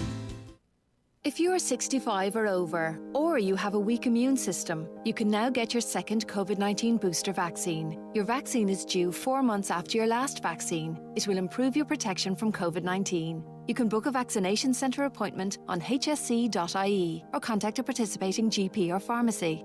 For more information on your second booster or to book an appointment, visit hsc.ie or call our team in HSE Live on 1800 700 700 from the HSE for us all. Tesco Clubcard has the power to lower prices on tasty nibbles like selected Pringles, now 3 for €5, and Marquis d'Alban Reserve Bordeaux Superior 75cl and Chateau Mazan Rouge 75cl, both better than half price at €8.50 each. It can't stop you getting crumbs everywhere though. Nothing's that powerful. Lower the cost of your shop with your Tesco Clubcard or app. The power to lower prices. Tesco. Every little helps. Product subject to availability. Excludes express stores. Enjoy alcohol responsibly. Beat the cost of Brexit with no customs charges. Do you need a UK address for your limited company or personal use? Space Hub in Derry can provide you with your own mailbox. Have your post and parcels delivered to Space Hub and collect at your convenience. There's brand new 20-foot shipping containers now in stock, ideal for all your storage needs at our Springtown and Coolmore depots. Find us on Facebook at spacehubderry.com or call 04871 878077 for more details. In these uncertain times, you can be sure Bord Gáis Energy isn't going anywhere. We've great reasons for you to join or stay with us. New and existing customers can save up to €988 with our best dual fuel offer. Visit bordgaisenergy.ie. Discounts on our standard unit rates for 12 months with fixed term dual fuel contract. Annual savings figure compared to BGE standard rates. Offer available to new and existing single fuel customers. EAB of €2,078. Unit rate and standing charge apply. See bordgaisenergy.ie for EAB prices and full T's and C's. Walk the line once again with the multi-award winning Johnny Cash and June Carter tribute show Cash Returns. Celebrate the music of the Man in Black at the Millennium Forum Derry on Saturday 18th of June. Limited tickets are available now at the box office. That's Cash Returns live at the Millennium Forum Derry on Saturday the 18th of June. Ah, the weekend. A time for DIY. For improving a hobby, or a time to escape with the Sunday Independent Life magazine. Everyone's got their weekend planned, and you've got your weekend escape. Pick up your copy of Life magazine in the Sunday Independent. Up close and independent. Due to continued expansion, McHugh's Tyres, Railway Street, Strabane are seeking to recruit experienced tyre fitters and vehicle technicians. Excellent package rates are available. For further details, contact McHugh's Tyres on 048 7138 2238. Stick to the road with McHugh's Tyres. For a great early season lawnmower deal, visit Gartley Sales and Hire, exclusive stockist of Stiga in the Northwest. Mowers, trimmers and hedge trimmers. Full trade and service available at Gartley Sales and Hire, Gartley, Letterkenny. Call 91262276. Now, don't forget you can watch this programme on our webpage. Go to highlandradio.com. Watch it in your browser there. You should see the links, or go to our YouTube channel, Highland Radio Ireland, or Facebook. And don't forget, coming after 11, we have the Friday panel, where we'll be discussing all things entertainment, and we want your involvement there as well. And also we'll get a look at the weather forecast for this region for the weekend and into next week. Carol, my apologies for holding you so long. Thanks so much. Good morning to you. Good morning, Greg. Right, I have in front of me and it smells delicious, by the way, the Errigal Arts Festival, running from the 9th to the 24th July 2022. It's its programme. It's resplendent in text and in colour. But if I go through this from cover to cover, are you telling me that I will not see any events in Buncrana? None whatsoever. There's 83 events throughout the county, and there isn't one listed for my hometown of Buncrana. And I am absolutely appalled at this, Greg. Tell me why. Well, basically, we're the second largest town in Donegal, and there is a really strong unit of artistic flair in Buncrana, from visual arts to dancing to drama group to musicians. And when I picked up the brochure, I automatically went to see what was on in Buncrana, because I'm interested in the arts, because I used to work in Tullyarvan Mill here in Buncrana, and I worked as a paid employee for ArtLink, an art group in Buncrana. But when I opened the book, there was absolutely nothing listed for Buncrana. Is it really a Letterkenny event with a couple of satellite events? Because, of course, you're coming from this from an Inishowen perspective. Carol, I'm coming it from a south of the Gap perspective. And if I were to have a quick glance through, I don't see anything in Ballyshannon, a huge centre for the arts, Donegal Town, Killybegs. Now, I could be wrong. I only had a quick glance through. I get where you're coming from, because I've had this conversation before. Why is it not a county-wide thing? And if not, why not? Exactly. For me, the Errigal Arts Festival brings art together for a month or 3 weeks or whatever length of time it runs, and it should be in each area, as far as I'm concerned, county-wide, not just a selection of venues. Yep, there seems to be plenty of stuff in Raphoe, obviously Letterkenny. There's some stuff in Malin, though, isn't there? There right, is, okay, yes. Is that not kind of ticking the Inishowen box? Well, it is. It is in the sense of Inishowen, but it's not ticking the Buncrana box, Greg. I think I've more to complain about than you from South Donegal's perspective. Head up to Malin and Carol. But you see, the problem is, at the moment, I don't have access to a car. No, I There's understand a lot of people that. like me, Of course, who 100%. don't have access to a car. And there's nothing that I can go to in the Errigal Arts Festival. But it also raises another issue, Greg. If I'm in Donegal Town, now if I'm a tourist, American tourist in Donegal Town, and I get this brochure, as far as I'm concerned, there's absolutely nothing happening in Buncrana for the full month of July. Yeah, I get you. And there's nothing going to take me to Buncrana. So I think this brochure is actually doing a disservice to my town. All right. It's historically like that, though. Do you recall any Errigal Arts Festival events in Buncrana, Carol? There was one last year, and it was run in collaboration with ArtLink. But ArtLink, I've been speaking to ArtLink before I came on to you, Greg, and they have an exhibition running at the moment, and they are on the Errigal Arts Festival website as having an exhibition at the moment, but there's nothing on the brochure. And the lady I was talking to, Rebecca, told me that she sent in all the information in April in relation to this exhibition that they're running at the moment in Dunree. And ArtLink do amazing work. They have exhibitions all the time, and they're working with different groups. And they do have an exhibition running, but it's not in the brochure. And I just feel that for a festival the size of the initial or the Errigal Arts Festival, they should be more inclusive. What about the talent, the makeup of talent? A texter says that they should use more local talent for the arts festival, that they use too much talent, imported talent. But is it not a treat for us to see arts from all around the world in our backyard? Not literally for those in Buncrana or for me who doesn't live in Letterkenny. But would you agree with that, caller, that maybe it could be used to platform more local arts, or do you accept that maybe it's about also bringing in the best of the best from around Europe and the world? Well, personally, I think it's a mixture of both. Yeah. I think if it's run properly, it should be a mixture of both importing artists and definitely the local talent, because Buncrana is not short of talent.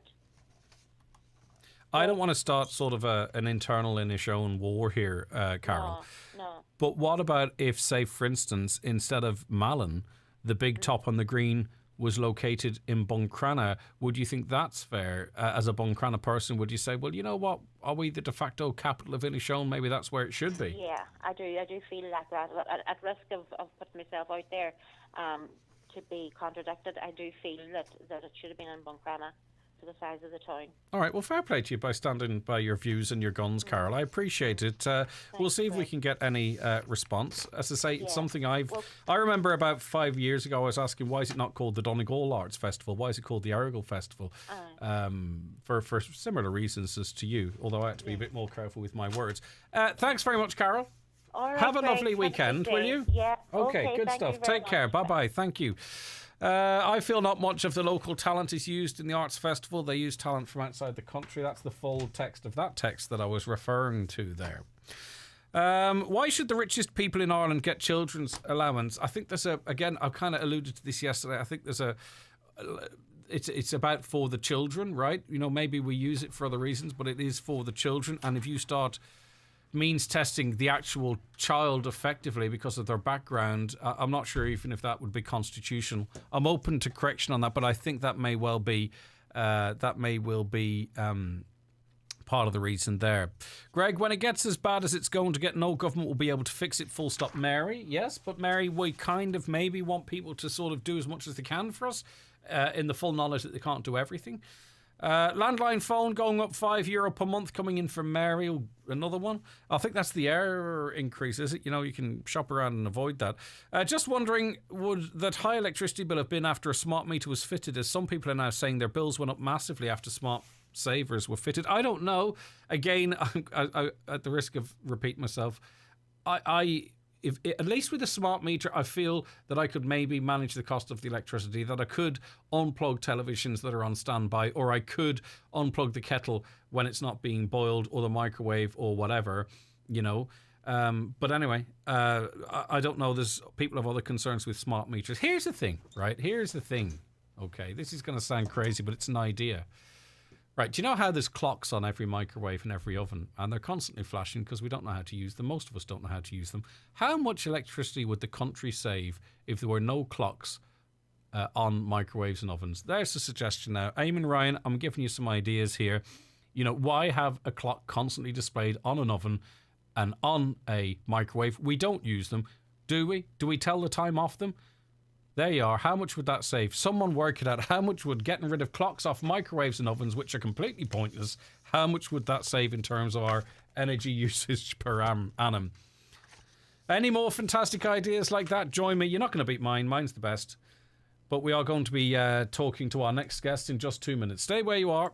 The 9 till noon show with Letterkenny Credit Union. Now offering mortgages from €40,000 to €600,000 with no hidden fees or transaction charges.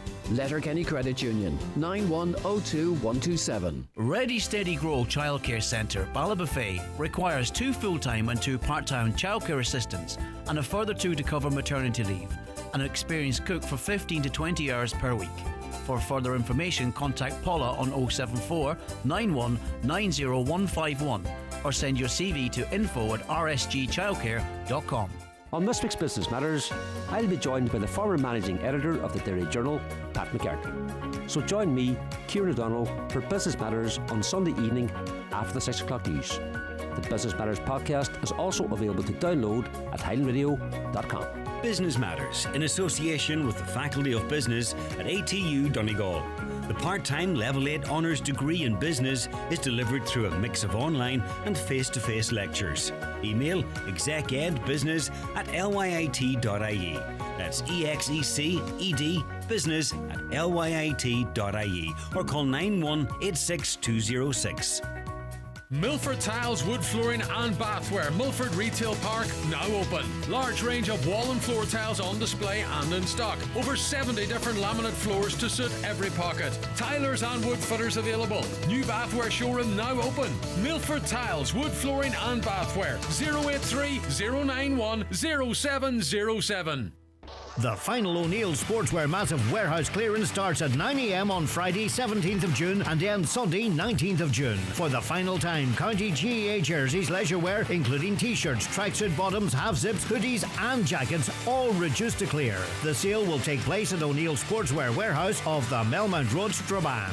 Premier Division football resumes this weekend after the summer break, and Finn Harp swing back into action with a derby clash away to Sligo Rovers this Saturday night. Join Dermot Doherty and Declan Boyle for live match commentary from 7:45 kickoff at the showgrounds. Finn Harps live on Highland in association with BNS Credit Union Ballabafay, whose members-only big card draw takes place on Wednesday the 6th of July. A beautiful Hyundai i20 and thousands in cash prizes will be given away. Save the date. BNS Credit Union Limited is regulated by the Central Bank of Ireland. The Donegal International Rally, regarded as the showpiece event on the Irish motorsport calendar. Follow all the live stage-by-stage action this rally weekend on Highland Radio and online at highlandradio.com in association with Pulse Venue Letterkenny, where tonight it's one for the road, the Tumbling Paddies and Mark McCabe. Okay, good morning, Lynn. How are you? Good morning, Greg. I'm good. Oh, that's good. Okay, right. Now, you've set up a page called Let's Bring the Rally to Alex. It's for your son, Alex, who's 17. So tell us the background to this, Lynn. Why? What's Alex's situation? Last Friday, Alex was diagnosed with non-Hodgkin's lymphoma. So it's a form of cancer. We found out Friday that he had it. And on Sunday we were then transferred down to Galway for all his tests and treatment to take place. All right, and is he a rally fan, Lynn? Oh, big rally fan, always has been. So he'd have been out in all the stages and all that type of stuff? Sorry? He would have been out on the stages or at the service area. Okay, we've lost Lynn there. Do we try and get Lynn back, or should I just run through the details, Caroline? Should I just run through the details? We lost Lynn there, or do you want to try and get her back? Okay. Right, let's see. Leo is only dragging up stuff since 1998. Like, what the hell? I'd really never vote Fine Gael again, says a caller. Okay, we'll go back to Lynn, then we'll come back to those comments. Right, Lynn, sorry about that. We lost you. So this all happened really, really recently. What a shock for Alex and you and the family. He discovered a lump. Is that where? Is that how you come to get the diagnoses? Yeah. So in April, we took him to the doctors. He had a lump under his arm, and Alex would have bad acne on his back, so they thought it may have been ingrown acne. So we started treating him for that, but within 6 weeks, it just swelled up, turned black, his skin around it started to bruise. So I took him to the A&E department, and they took one look at it and says, right, he needs to go to emergency surgery tonight. Right. That was on the 1st of June. So they says, like, we're going to remove the abscess. It's very dangerous if it busts. So the surgeon came back to me after and says, listen, the lymph node didn't look too good, so I took a swab, and we'll get back to you on it. And he had an open wound then, so we got out on the Friday again, and the nurses came every day to clean it and pack it and take care of it. By the Wednesday, the nurse says, it's starting to infect from the inside, so I'm going to get stronger antibiotics for him and push for the swab results to see what it is we're dealing with. Yeah. And then last Friday, I went on to my work as normal and got the phone call to get on the road straight away along with Alex. The lymph node results have come back and they needed to talk to us. So, yeah, last Friday evening, they sat us down and told us that it is non-Hodgkin's lymphoma, and that he is going to require a lot of chemo and a lot of help to get through it, and a lot of tests and everything. We're down here now, and we're actually in Dublin at the minute. We've been back and forth between hospitals getting tests. We're hoping to find out what form. There's 30 different forms of it, or over 30 different forms of it. Yeah. To see what treatment he needs. What we're praying for is that he can actually start treatment in Galway and finish it off back home in Letterkenny.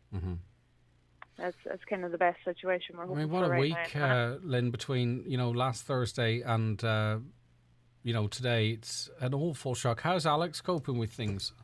He has been fantastic. It truly does amaze me how strong he is. I think he was kind of holding me together at the stage. Yeah, you're getting your strength from him, are you?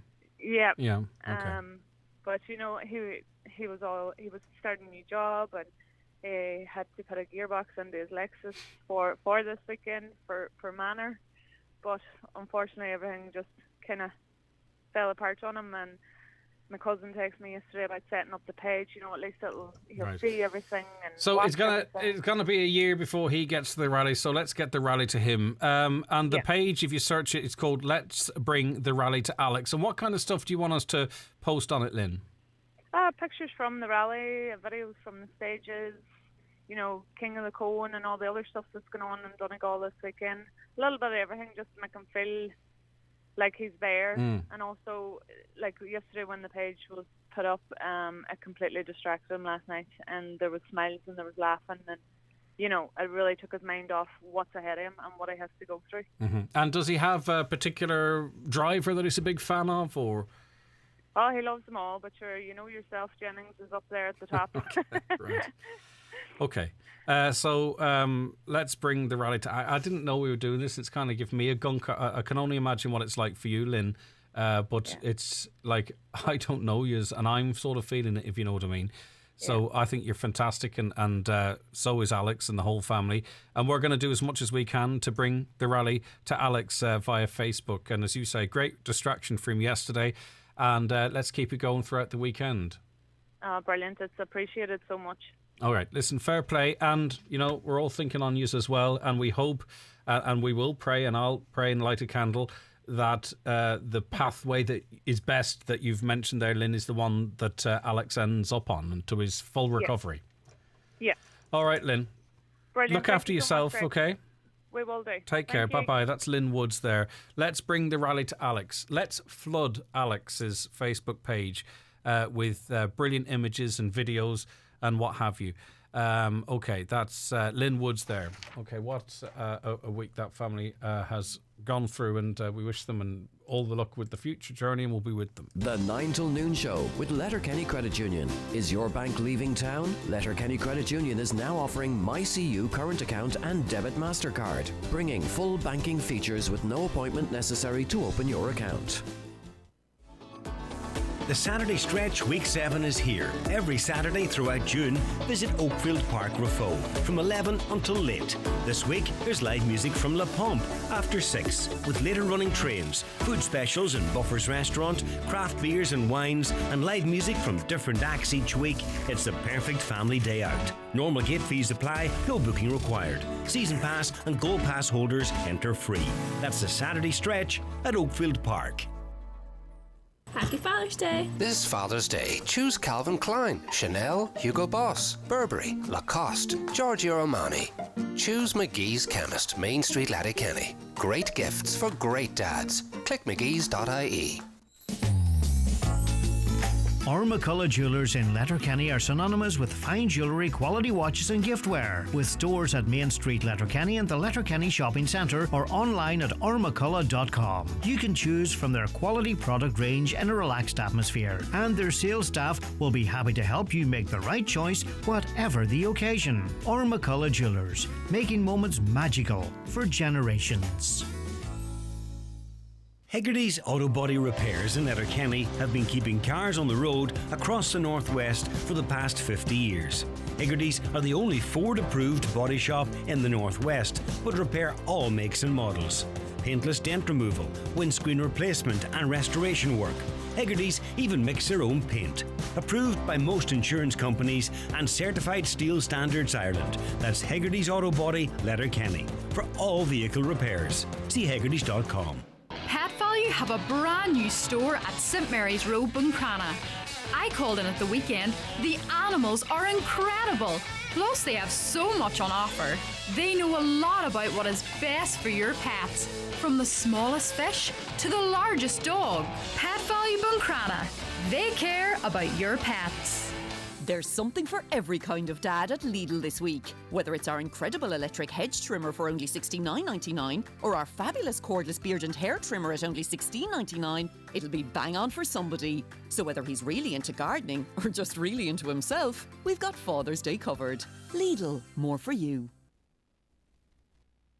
Okay, you're very welcome back to the 9 till noon show here on Highland Radio. Coming up after 11, we will have the usual entertainment slot. It's not quite that usual because Fanula's away, but we will be talking all things entertainment. We want you involved in the conversation, by the way. 08660 25,000 is the text number.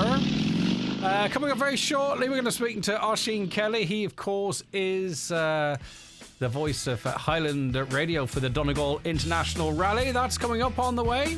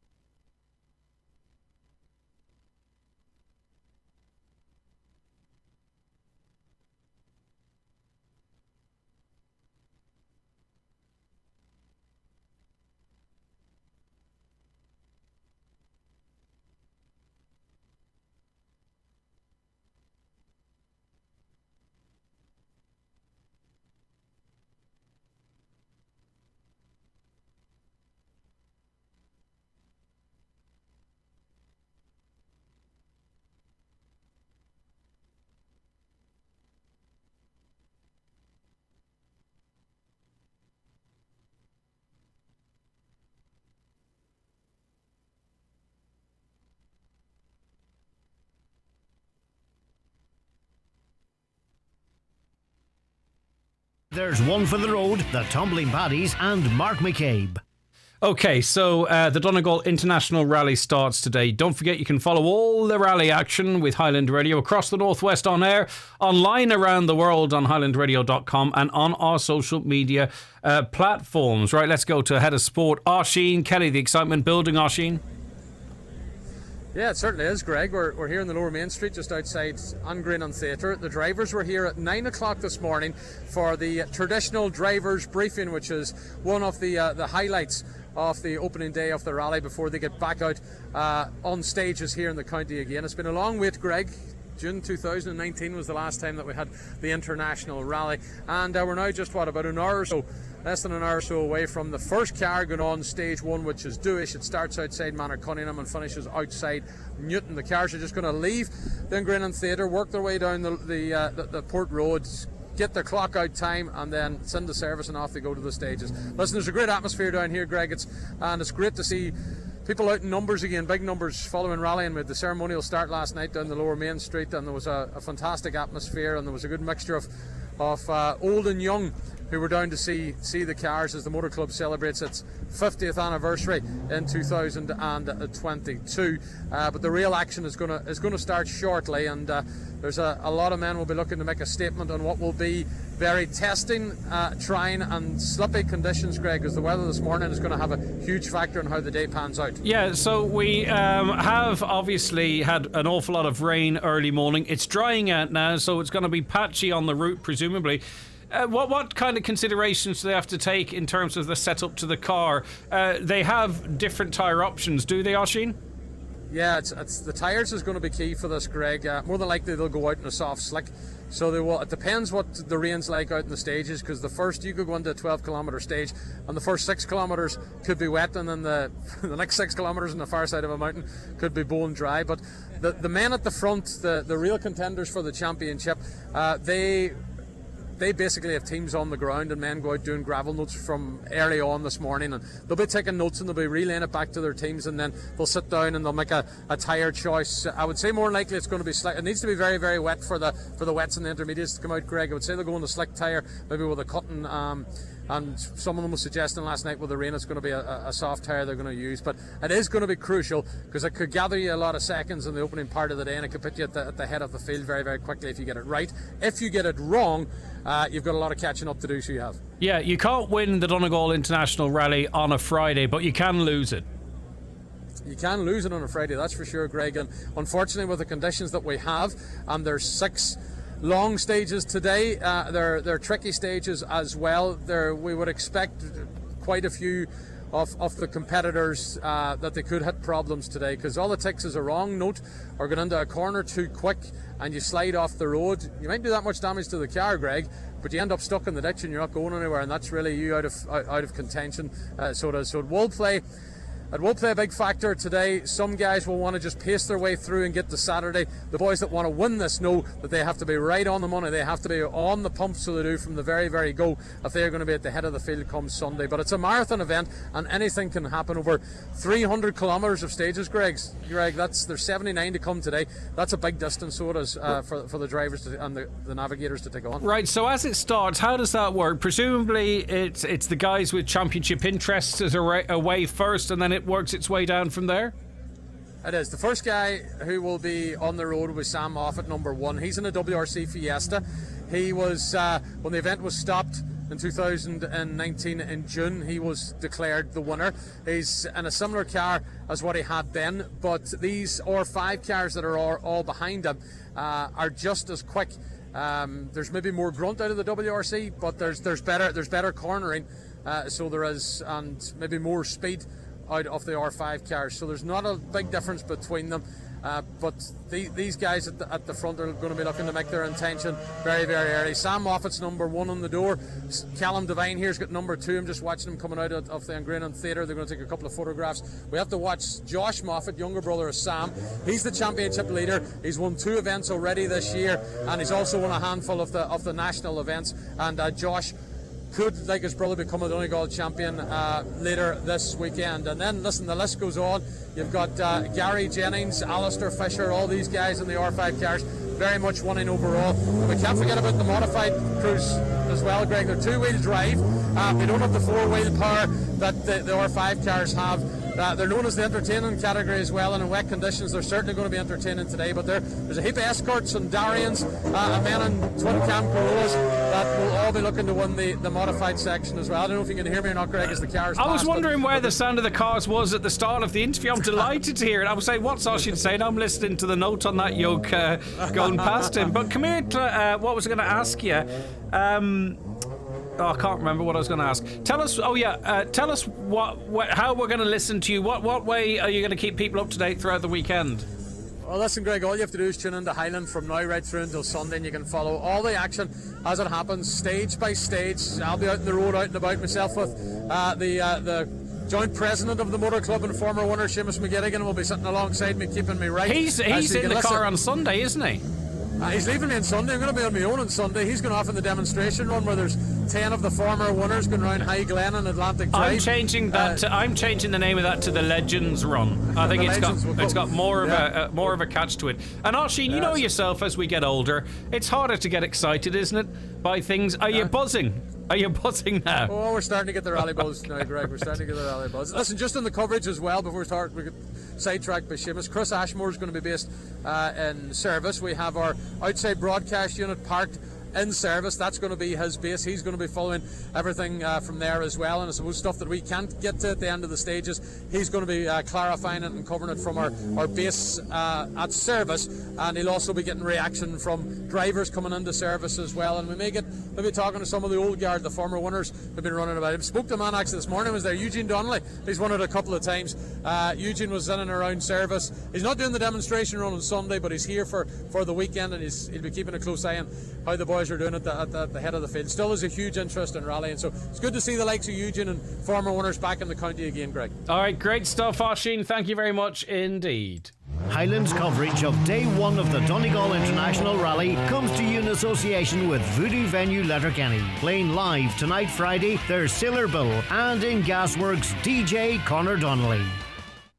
The 9 till noon show is brought to you by Letterkenny Credit Union, with monster loans available up to €60,000 for all occasions. Visit letterkennycu.ie. The band everyone is talking about, the Seeger Sessions Revival, the 13-piece band playing the music of Bruce Springsteen's Seeger Sessions at the Abbey Hotel, Donegal Town on Father's Day, Sunday 19th of June, 3 till 5 p.m. Tickets available now at eventbrite.ie. Dad, can we get these? And a pack of these. Here we go again, cleaning out the sweets aisle. Wasn't like that in my day. Ooh, those bars are good though. No, sticking to the new plan. Please. Remember what we all agreed? We're cutting down on junk like crisps, chocolate and biscuits, even me. At 12 p.m. on Saturday, Jerry started putting fewer treats in the trolley. Let's go easy on the treats. Start with smaller ones less often to keep your family healthy. Find more ways to start at makeastart.ie. Brought to you by Safe Food, the HSE and Healthy Ireland.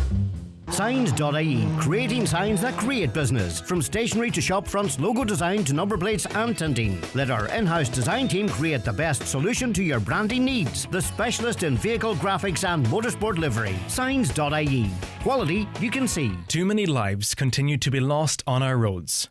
There is still a cohort of motorists who drive dangerously and risk the lives of all road users. Driving at excessive speed or driving under the influence of alcohol or drugs will destroy lives. We all need to take personal responsibility and not take unnecessary risks that put our lives or the lives of others in danger. Slow down. Never drink or drug drive, and keep the race in its place. A message from the Donegal Road Safety Working Group. Country Sundays continue at the Clanry Hotel this weekend, featuring Kieran Rosny. Tickets €15. Doors open 8:15, dancing 9 till 11, followed by music in McGettigan's Bar with Paul McCahill. Country Sundays at the Clanry Hotel with Kieran Rosny this Sunday night. Raymond Sweeney here from Ben Sweeney Euronics to let you know about a great tumble dryer that will save you time and energy. The Blomberg 8kg dryer has a selection of sensor programs that allows you to decide exactly how dry you'd like your laundry, and smart technologies to help you reduce your energy costs. It also comes with an amazing 7-year parts and labour warranty. Call into us and see for yourself at Ben Sweeney Euronics, Port Road, Letterkenny, or in the shopping centre, Donegal. Derek Fest, Castle Derek, Friday the 29th of July. Featuring Derek Ryan, Johnny Brady, Jimmy Donnelly, all under the big top tent. For ticket information, check out Derek Fest Music Festival Facebook page. This ad is kindly sponsored by Sayers Engineering, Castle Derek.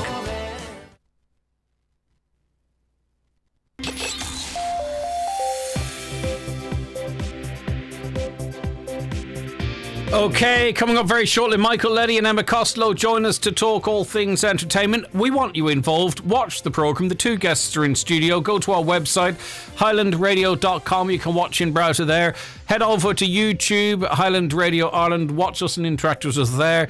Or get on to Facebook, Highland Radio News and Sport or Highland Radio. We want you involved. We want you listening. We want you watching. We want you texting. It's your show, remember. Okay, it's 11 o'clock. Time for a news update. Good morning to Daniel Brennan. Morning, Greg. A local Fine Gael councillor said that focus now must be put on the future rather than past events after the spat between Deputy Pierce Doherty and Taoiseach Leo Varadkar in the Dáil yesterday. The argument began with Deputy Doherty raising a case involving the Taoiseach that's currently under review by the Director of Public Prosecutions. In response, the Taoiseach brought up a prosecution for a minor breach of the peace involving a member of Gardaí that the Deputy Doherty received over 20 years ago. Local Fine Gael councillor Barry Sweeney told today's 9 till noon show that it's unfortunate that yesterday's brief spat is now dominating the news cycle rather than the other political work done. And you can hear from him in full on our website now, that's highlandradio.com. The Letterkenny Cathedral Quarter, in conjunction with Letterkenny Tidy Towns, is hosting a conference on dereliction next month. The conference will feature a variety of local and international experts on the issue and will explore how unoccupied buildings can be used to rejuvenate towns as well as provide much needed housing. The conference will take place in Dillon's Hotel on Friday the 22nd of July. Donnan Harvey's the secretary of the Letterkenny Cathedral Quarter. He said today it's important these derelict buildings are brought back to life. Sinn Féin has reiterated its call for an emergency budget to tackle the rising cost of living. It comes ahead of a national protest due to take place tomorrow, where it's set to call for immediate government action to address rising prices. Taoiseach Leo Varadkar told the Dáil yesterday that the government was not ruling out more measures before October's budget. A US cross-party committee has criticised the British government's plans to overturn parts of the Northern Ireland Protocol. The ad hoc committee to protect the Good Friday Agreement has called on President Joe Biden to use all diplomatic tools to suspend any talks on a trade agreement with Britain until the bill to rip up parts of the protocol is rescinded. And finally, anyone at high risk of COVID-19 is being asked to get their booster vaccine now, so they'll be ready for a potential autumn jab. The HSE has been monitoring an increase in COVID cases across the country recently. That rise has been blamed on emerging variants of Omicron, with the health service reiterating that vaccination can help you avoid infection. That's all from the news desk for now. We'll have headlines again coming up at midday. But until then, good morning. Thanks very much, Daniel.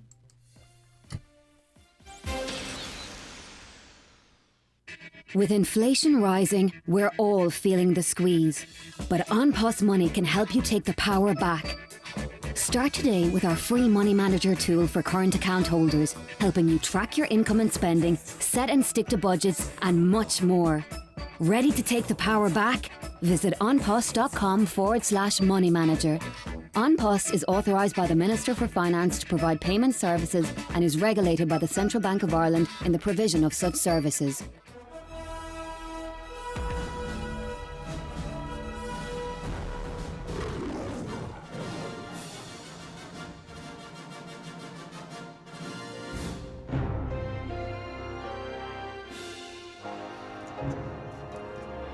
Okie doke, that means we say good morning to Michael Leddy. Hiya, Michael. Hello, Greg. And deputising for Fanula Rabbit this week is Emma Costello of Emma Talks TV. Good morning, Emma. Good morning. It's good to have you with us. How are you keeping? Not so bad. How's yourself? You came back, so we weren't too hard on you. Okay, so that's always it's slugged back, you know. All right, get involved in the conversation. What have you seen in the cinema? What have you watched on telly? What are you doing to entertain yourself? Just want to catch up on one thing I said before the break. I was thinking, Michael, that if we banned clocks off ovens and microwaves, right? Yes. We could probably save nationally as a nation quite a bit of electricity, pass those savings on. Because, how many people have them set the right time correctly? We never do. We keep them switched on. Nobody, yeah. We keep them switched on because we see the illumination as comforting. I don't know what... But anyway... A caller says, if you're not using the clock, just turn the microwave off at the plug when not in use. But when you switch it back on, it's flashing. It's constantly flashing. It's annoying. Life without an oven display would be a life not worth living, says this caller. Is that not a bit dramatic? Wow. It's on the. Well, we're in the entertainment slot, so everything is dramatic. It's on the higher scale of dramatic. I don't think you use your oven much, if that's your opinion, says an angry caller. Another says, I'd be lost. I don't think everyone uses it enough for it to be on all the time. That's my point.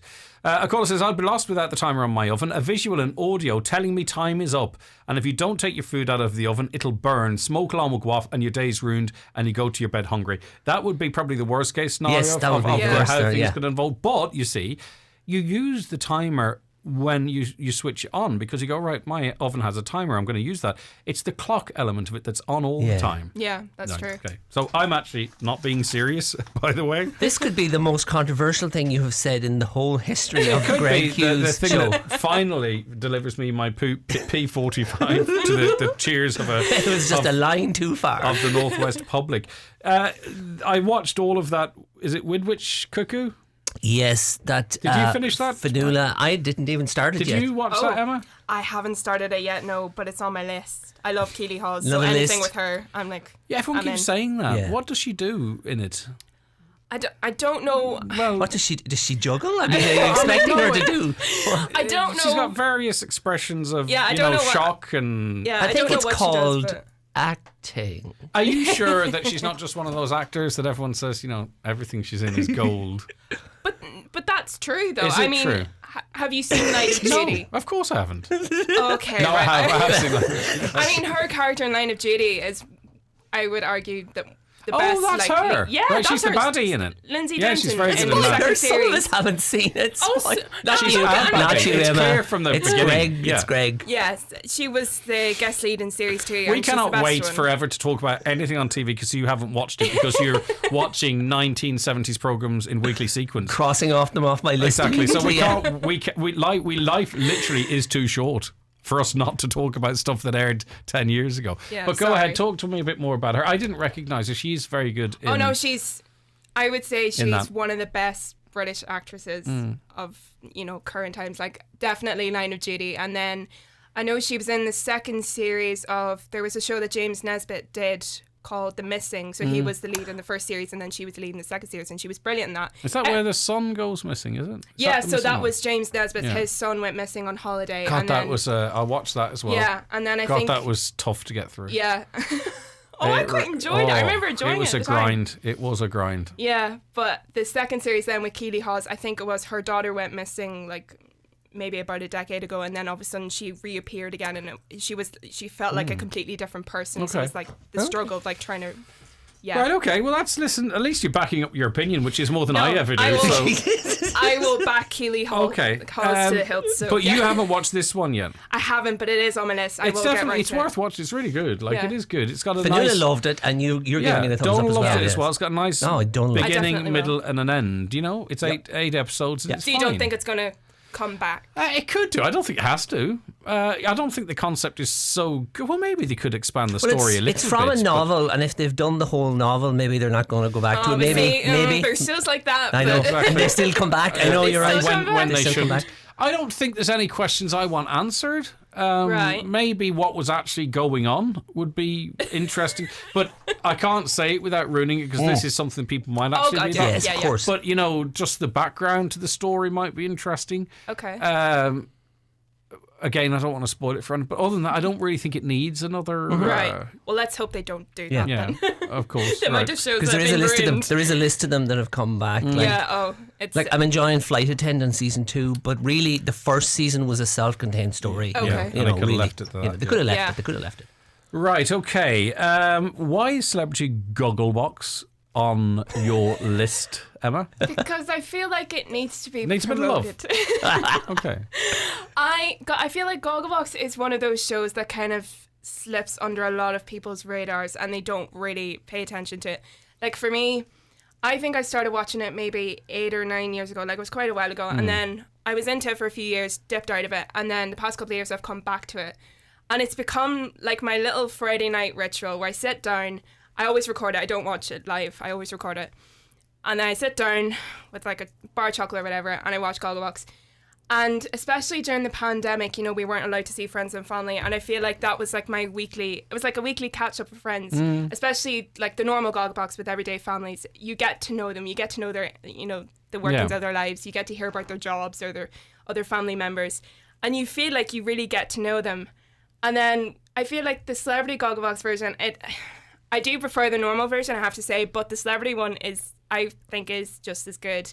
And especially with celebrities, you often don't get to see into their private lives and their family members. And what happens with Gogglebox is people who don't watch it or don't enjoy it go, well, why would I watch people watching TV? That's the thing. But when you watch it, you know, it's more than that.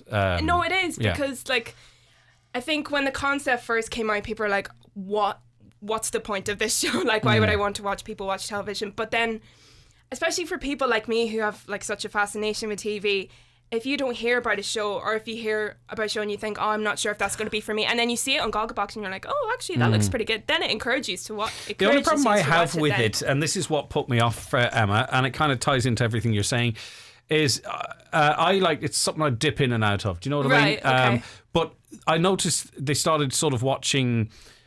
like Line of Duty you mentioned, right? So they were showing quite extensive scenes from Line of Duty and commenting on that. Yeah, they covered it every week. But what happens was I couldn't watch Gogglebox because it was ruining the stuff I was likely to watch. So that would be my only criticism of it, if you know what I mean. That happens to me a few times where they did it also too with that Haunting of Hill House.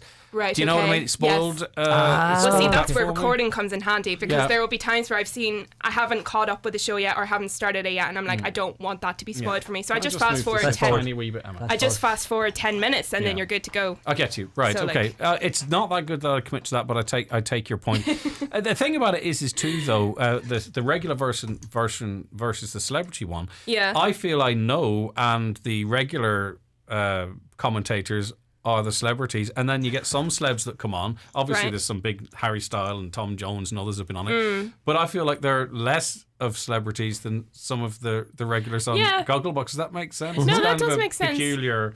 No, but I feel like some of the parents, like, I would say my favourites would probably be, like, Ryan Clark Neal is somebody that before I started watching Celebrity Gogglebox, I didn't really pay much attention to. I didn't think he was all that great. And then I started watching him, and he's paired with his mum, Linda. Their banter is brilliant. Yeah, she's hilarious. She's really, really funny, and it's like completely changed my opinion of him. And then Martin Kemp from Spandau Ballet and his son Roman, they've got a really lovely relationship, and you don't, because they often do very separate things. They're very woke, those two, aren't they? They're really right on. Well, no, but I feel like, I'd love to see them chat with the cameras off. Yeah, there was one bit I remember. I think it was a few series ago, where Martin brought out all of his old tour outfits from Spandau Ballet, and he was like, showing Roman all these, crazy outfits, and he was like, why were you wearing that back in the day? So they have like it's an insight, isn't it? Yeah, it's a lovely relationship that they've got. Yeah, it is. Give it a go. It's simple and it's fun, and there's not much to it. It's lighthearted. You don't need to think too much about it. It's a bit mad watching people watch TV. It's enjoyable though. It is, but it's not quite that. There's a bit more to it. Yeah. Another texter says Gogglebox is great crack with the two Ardra women in on it. That's the Irish version. Have you watched that? See, now I can't get into the Irish version. I think I'm just loyal to the UK version. I have watched it a few times, but I would. Yeah, maybe one day I'll get into it more. But a caller says, I'm with you, Greg. I never use the clock or timer on my cooker. Listen, there's people closer to me in this text who never use the cooker. Probably wouldn't even know how to open the front door of it. But anyway, Greg and gang, did Jane Harricks have a case to argue that all the familiar faces get all the plum roles? Keely Hawes and Olivia Williams. Yeah, there's a hierarchy of British actors and actresses. Maybe Nesbitt is in everything, and I think he plays a detective and everything. That's for sure. Exactly. Okay. Neither of you are watching Love Island. Oh, guilty as charged. Right. A caller says, "What do you think of Love Island? It would need a lift. It's very boring this year." Oh, okay. That's interesting. Is it something you agree with them? I would contradict that statement. So last year's series was quite toxic. And it got to a point where a lot of people were saying, I'm not going to come back and watch it the following year. I feel like they've made some changes. Don't get me wrong, it's still a problematic show. I'm not going to say that it isn't. There are still things that they could do better. But I feel like they've come you know, it's currently in its second week, and I feel like so far this is potentially one of the strongest series they've ever had, and it's definitely the strongest they've had for a couple of years. Yeah. I'm really enjoying it. It's I an can't deny interesting that I'm one not. too, because it's kind of holds a mirror up to society in a way, and it's trying to figure out how can we do this program and not offend anyone. Yeah, I mean, purely, you know what I mean? I watch it for pure escapism. I try not to think. It's bubblegum telly, isn't it? It's bubblegum for the brain, switch off really. for an hour, Yeah, you know. exactly. And fair play. I used to maybe be more cynical and criticise people for watching these type of shows, but you know, I sat I used watching to be through the Big same, Brother yeah. and all that kind of stuff. Yeah. Right, now you went to the cinema, but it was Sky Cinema. And, well, Paramount Plus is a bit of news, is it? No, yeah, this is That's just not a show. It's not a show. No, it's another streaming platform, and it's coming another online one. next week. Right, okay. It's another one. Yeah, exactly. So the story with this is June 22nd. Paramount Plus will be available.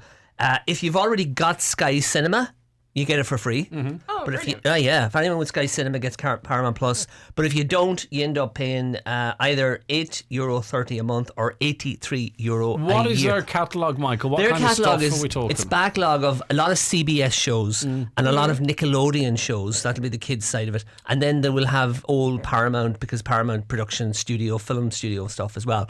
And they'll have the new Star Trek show, which is probably their jewel in the crown at the moment, because they'll have all the Star Trek shows, but the new one is getting a lot of traction because it's a brilliant show. Definitely the best of the new Star Treks. Probably the best Star Trek show of all, because it's absolutely brilliant. I'm up to date on it.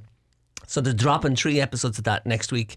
So for anyone, and I mean, I've had a lot of friends of mine who've been chatting about this, about the fact that it's just another streaming platform. Yeah. It's another bill if you want to go for it. Well, I mean, all of them, as we often say on the show, that they can't all survive. There will be people who will want probably this one. The fact that it's bundled with Sky I think Cinema. that's the future. I think it's the bundling, you know, whereby you're not... That's the only way they're all going to survive. Agreed. Yeah. Yeah, Because absolutely. even Netflix now, they're seeing a retraction in their figures. Big time. You know, so Big it's time. inevitable. Yeah. There's a bit of a crisis. Like, I mean, a couple of the articles I've read over the last few weeks, like Netflix is almost in crisis because they've had such a drop off in subscriptions and an increase in cancellations, and a lot of it is because they've increased their costs. And I think there's more pressure on their price point now because, you know, Amazon, what's that, 8 or 9, but you can get it for free with a phone network. Yeah.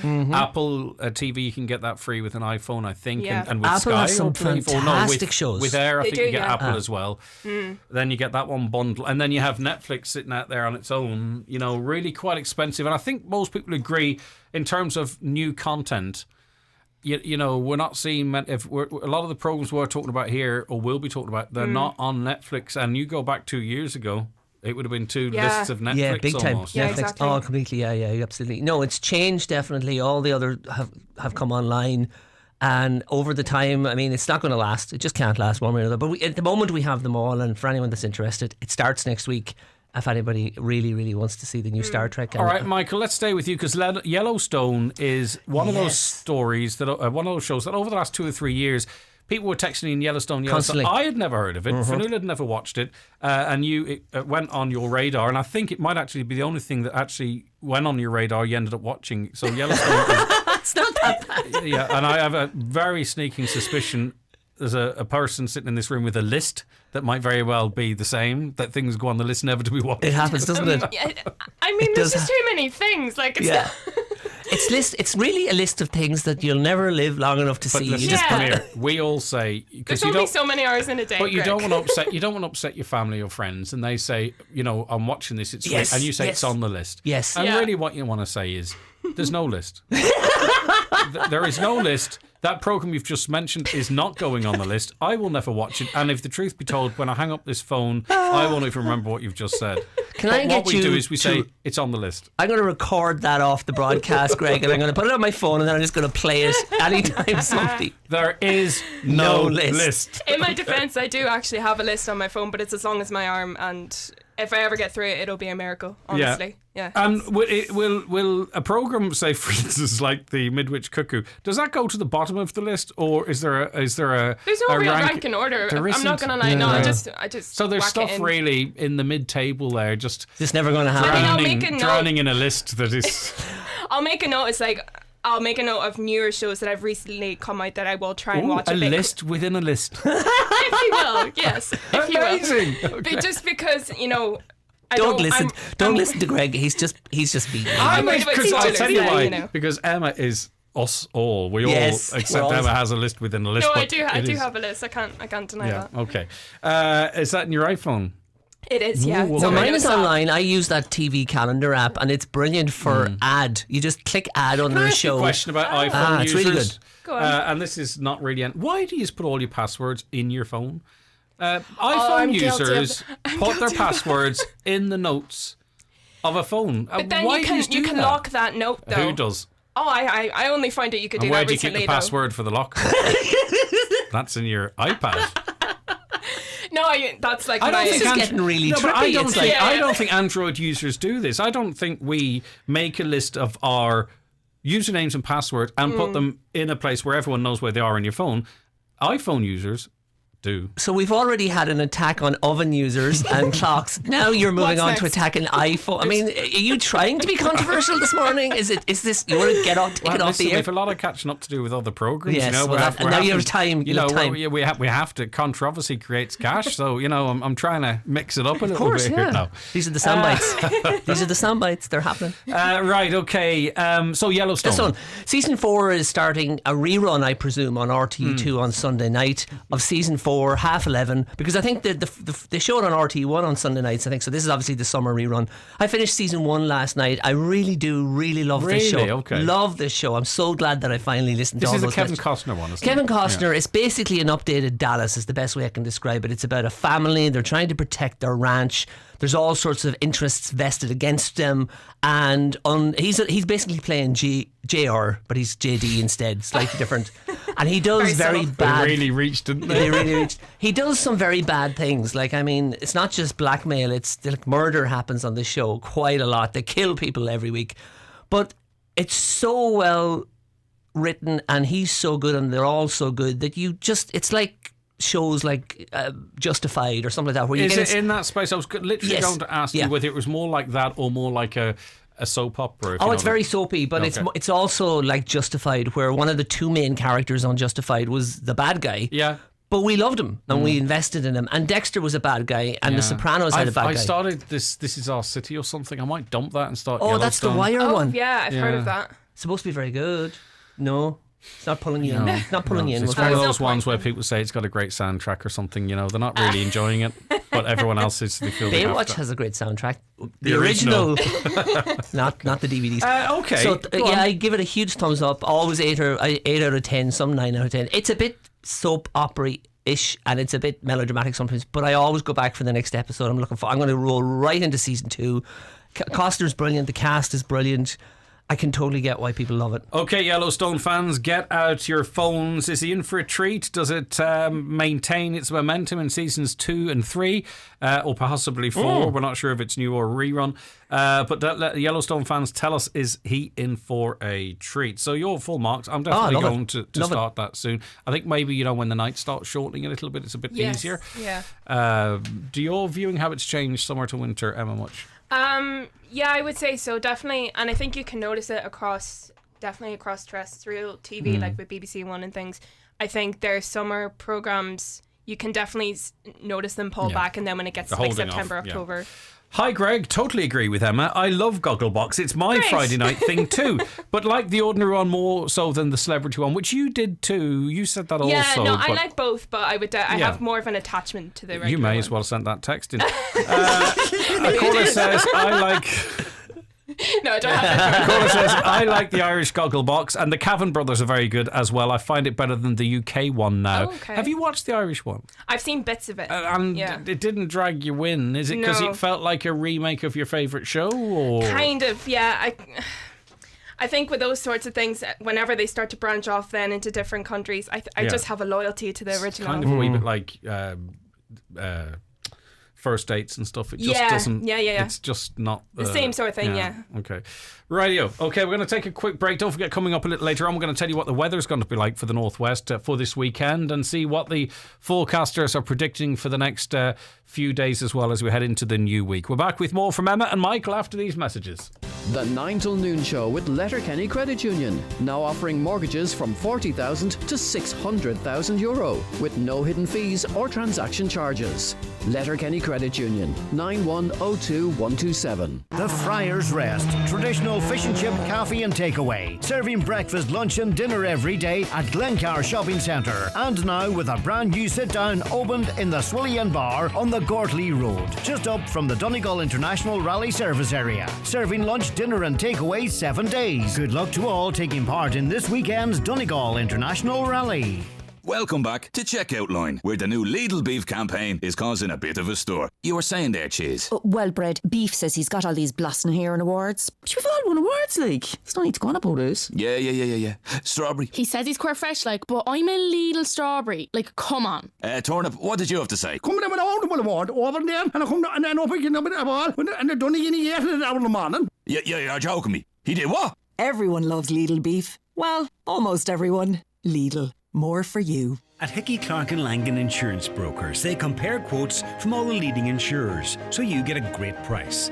Home, motor and van, farm, holiday home, travel and liability insurance, they quote them all. So if the worst happens, you're covered. For a competitive insurance quote today, call Hickey, Clark and Langan on 9126688 or pop into their office at Ballymacool, Letterkenny. Hickey, Clark and Langan General Insurances Limited, trading as Hickey, Clark and Langan, is regulated by the Central Bank of Ireland. Looking for the ultimate makeover for your home? Revive a special room conservatory or sunroom? Look no further. Hardwood Plantation Shutters is your answer. A stunningly beautiful piece of furniture that will totally enhance the look and bring ambience to any area of your home. Luxurious and classically modern, and manufactured here in the Northwest. Any size, shape or colour. Call or check out our website, Plantation Shutters Ireland. Also on Facebook and Instagram. Are you worried about an expense or a bill that you can't afford? The Department of Social Protection is here to help. The Additional Needs Payment is now available to support you with additional expenses, such as utility bills, fuel costs, or repairs to your property, or even a broken washing machine. It's available to anyone who needs it and qualifies, whether you're currently on a social welfare payment or working on a low income. This support is provided by the Community Welfare Service of the Department of Social Protection. To find out more, visit gov.ie/ANP. A Government of Ireland initiative. All right, a listener says the new Star Trek show is absolute crap. I'm shocked. But then they say, only joking, I agree, it's even better than the original. Great characters, stories with twists and the effects, etc. I love it. Another caller says Yellowstone is top draw. Season 4 opener is spectacular. You've a long way to go to get to there. A caller says, I'm an iPhone user and a user of the clock on my oven. Oh no. I love you. As Roy Keane would say to you, get over it. The clock stays and the iPhone is the superior phone. All right, but why do you put your passwords in the notes? Hi, Greg. Did any of you watch the Duck episode of Gogglebox? I just thought I'd seen everything until I saw that I fell off my chair laughing. Does that ring a bell, Emma? Say that again? The Duck episode? Duck. Oh, yes, I know what they're on about.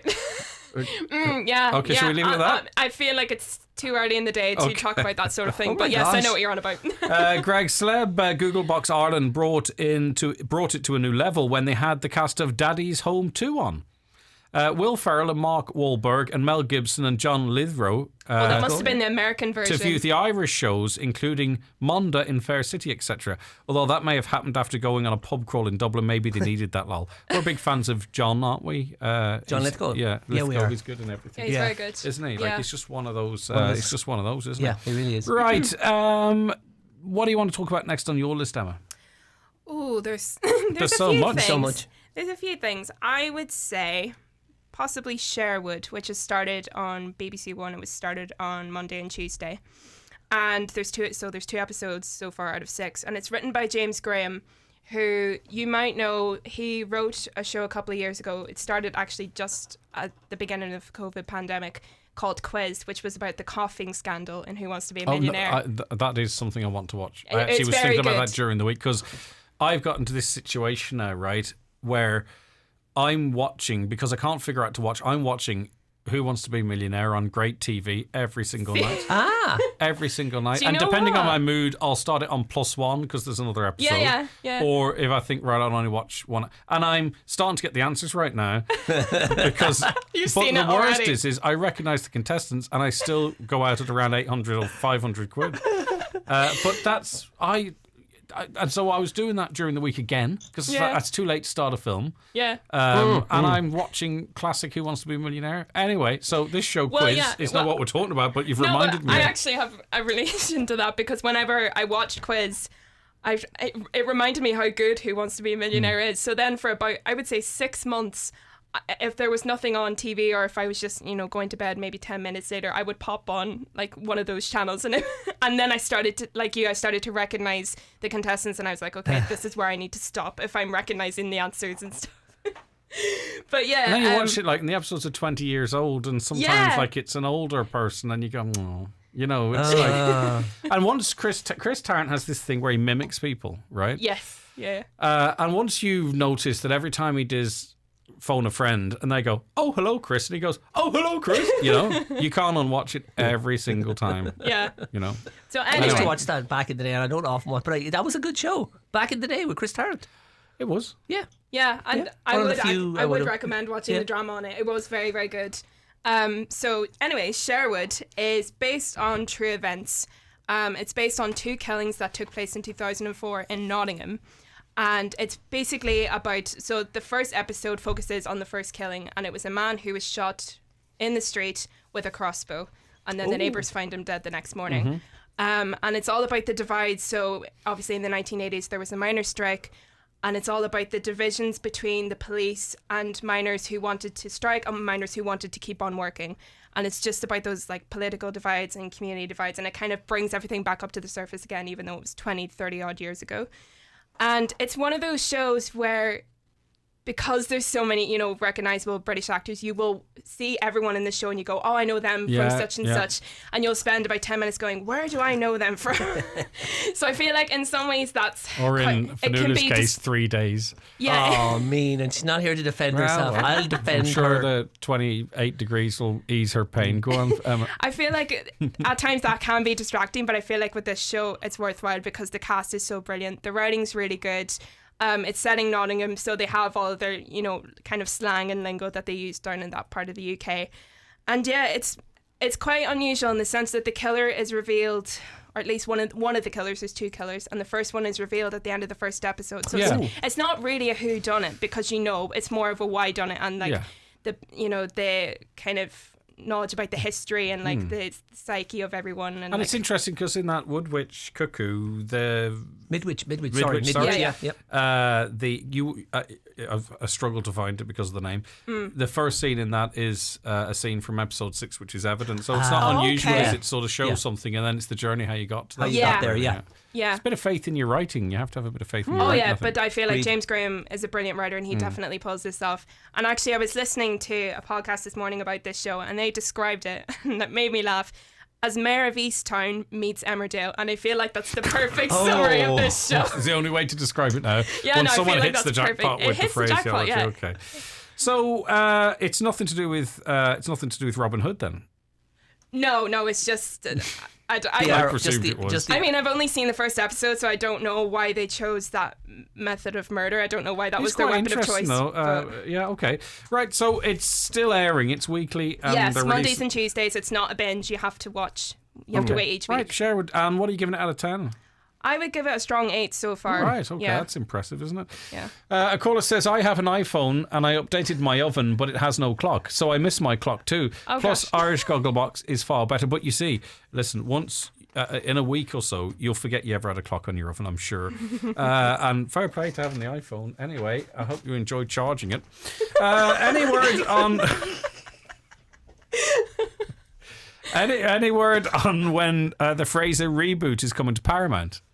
That sounds like Have they filmed that yet? No, that's been talked about. I mean, that's been in development for about 3 years, as far as I know. A long time. Long time they're talking about that. I have I do regularly look because I love Frasier. I would love to see it rebooted and done well. Did the dad in that pass away recently? The dad did pass away, yeah. But apparently one of the potential scenarios I read, which did sound very good, was that Frasier is now the dad in the new show, and his son Frederick has grown up to be a blue collar worker. So you now have the dynamic of the reversal from this. Yeah. That sounded, if that was what they're doing. It's clever. Because you get the Fraser character, but they're not trying to feed you him as the main character, although he might be the main character. He might I be think still, I think they're setting that up nicely. But I have no word of it actually being filmed or anything like that. So maybe someone out there is ahead of me on that, but I still think it's in development. I haven't heard anything concrete yet about that now. Is the Elvis film worth going to see? It looks good. The trailer looks fantastic. I've heard mixed reviews on it. I think people. I think it's gonna. I definitely want to see it. But the criticism I've heard is about Tom Hanks's character. But apparently, it's quite loyal to the person who's playing in real life. You know, and sometimes and a bit about the makeup and all that kind of stuff. But Elvis, the actor, is getting rave reviews. I think if you like Elvis, you'll enjoy the film. I think casual Elvis fans, perhaps, then are the ones that might be harder to please. Yeah, I think the problem in a strange with these. way. The problem with these biopics sometimes is that if the lead actor, whoever's playing the person, if they don't get it spot on, then people just write it off. And I feel like it's quite a tricky thing to navigate. And a virus that's sweeping through the critics in relation to that one is they're saying that he might not be the spit of him, but he gets the nuances. Well, see, that's the most important thing. You need to get yeah. like the facial expressions, the way they speak. Like obviously with Elvis, like if he's actually singing himself or if he's lip syncing, whatever. Those sorts of expressions. That like I feel like those things are more important than looks. Yeah. Okay. Mm-hmm. Yeah. Mm-hmm. A caller says, "What about God's favourite idiot?" Well, I'm fine. Thank you for asking. So, is that a program? It must be. Okay. I have never heard of that. Never heard of that. I just thought it was someone saying hello. Right, okay. We'll do one before the break with you. I want to say Westworld. Okay, Westworld. But you don't want to say it? I do. Well, Westworld is coming back. I'm afraid you might make me watch it because I did watch the first two. Are they going out with the fourth now? Fourth season, yeah. The fourth season is coming up. It's on the 27th of June. It's back. And what they're doing on Sky Atlantic is they're showing the old episodes. And I'm actually rewatching season 3 at the moment because I really do love it. So I'm watching it and loving it. And part of the reason, and I was thinking of you, part of the reason I watched season 3 is when I realised season 4 was coming up, I thought, I have no idea what happened in season 3. Reality, isn't it? Yeah. But it's a really good show to rewatch, and I do love it. And I mean, what's not to love? Did they not say that season 3 was overcomplicated or something? No, it's not the best season. Definitely, I mean, season 1 was the best. You had a fantastic self-contained story, and arguably you could say that you could. This is one of those to leave. They should have left it at the end of season 1 because it was a really good self-contained story. But nonetheless, they did continue. Season 3 has the robots out in the real world and. It's okay. No full point of in action. watching season 2 then, is there? Full of action. Thanks very much for that. Full of action and adventure and so what. And it's really good and I like it. And you've got Evan Rachel Wood on a motorcycle that comes when she whistles for it or calls it. Oh, who doesn't want that? It's a drive. I know. And then, she's like so badass. My children won't even come to me when I call them.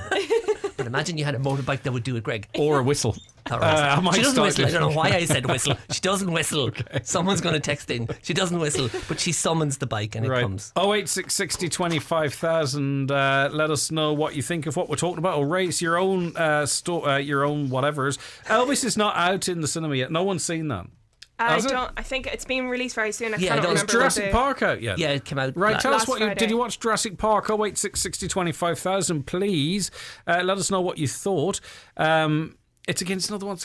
I just don't read critics' reviews of things anymore. It's just the only thing I go for is the audience score and anything. Mm-hmm. Right. I just don't really care for what critics say, because I think they read too much into it sometimes. Sometimes they can get it really wrong. I will say. Of course, big time, I think so. And with a film like that, I mean, I'm not a fan of those movies. I've never seen them, so maybe I would like them. But again, the critics can probably overanalyze something that doesn't need to be overanalyzed. I don't know if to review it, you need to really critically compare it to the first one or the second one. I think you should go at it and say, right, let me approach this as a standalone film and then see what I think of that, and then I'll put it into the context of what went before. Does that make sense? Of course it does. Yeah, fair. But absolutely. Don't seem to do that, and I think that's what happens with an awful lot of remakes. They don't give the remake a chance because instantly they're comparing it to the original, and they may have love for that or a particular protection of it. Right, so what we'll do is we'll take a break. We'll get the weather then, right? Okay, and then we'll come back with more from Emma and more from Michael. The 9 till noon show with Letterkenny Credit Union. Now offering mortgages with life cover provided at no additional cost. Letterkenny Credit Union. 9102127. We understand. You have to move your bank and taking that first step can be daunting. But when you choose to move to permanent TSB, you're not just choosing an award-winning current account. You're taking the first step to easier, everyday banking. Apply for our digital current account in-app today. It takes just minutes. After that, everything else will be that little bit less daunting. Don't just move. Choose permanent TSB. Application in your sole name for over 18 personal customers and residents of the Republic of Ireland only. Qualifying criteria, terms and conditions apply. Permanent TSB PLC is regulated by the Central Bank of Ireland. Since she got her free hearing aids with her PRSI at Specsavers, Roisin is a changed woman. Music has never sounded better, and that makes her dance. And dance. And dance. Her singing, though, well...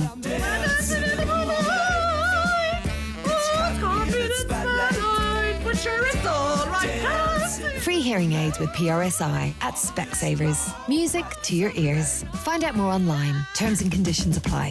Shane Connolly Car Sales, now located at Drumlonagher, Donegal Town, is an independent car dealer offering excellent finance packages, and we deliver straight to your door, local or nationwide. At Shane Connolly Car Sales, Donegal Town, we sell and service all makes and models. Check out our social platforms or visit ShaneConnollyCars.com. The Lennon Festival is delighted to announce that the RNLI Soapbox Derby will be held in Ramelton on Sunday, the 3rd of July at 2 p.m. with a prize fund of €500. Entry fee per cart is €25, and all carts must be registered by Saturday, the 2nd of July by calling PJ Boner on 087 2899 232. Rally weekend at Voodoo Venue Letterkenny, Donegal's premier entertainment venue. Where tonight playing live it's Sailor Bill, and in the Gasworks, DJ Connor Donnelly. Exquisite luxury and incredible entertainment at Voodoo Venue Letterkenny. Proud associate sponsor of the Donegal International Rally.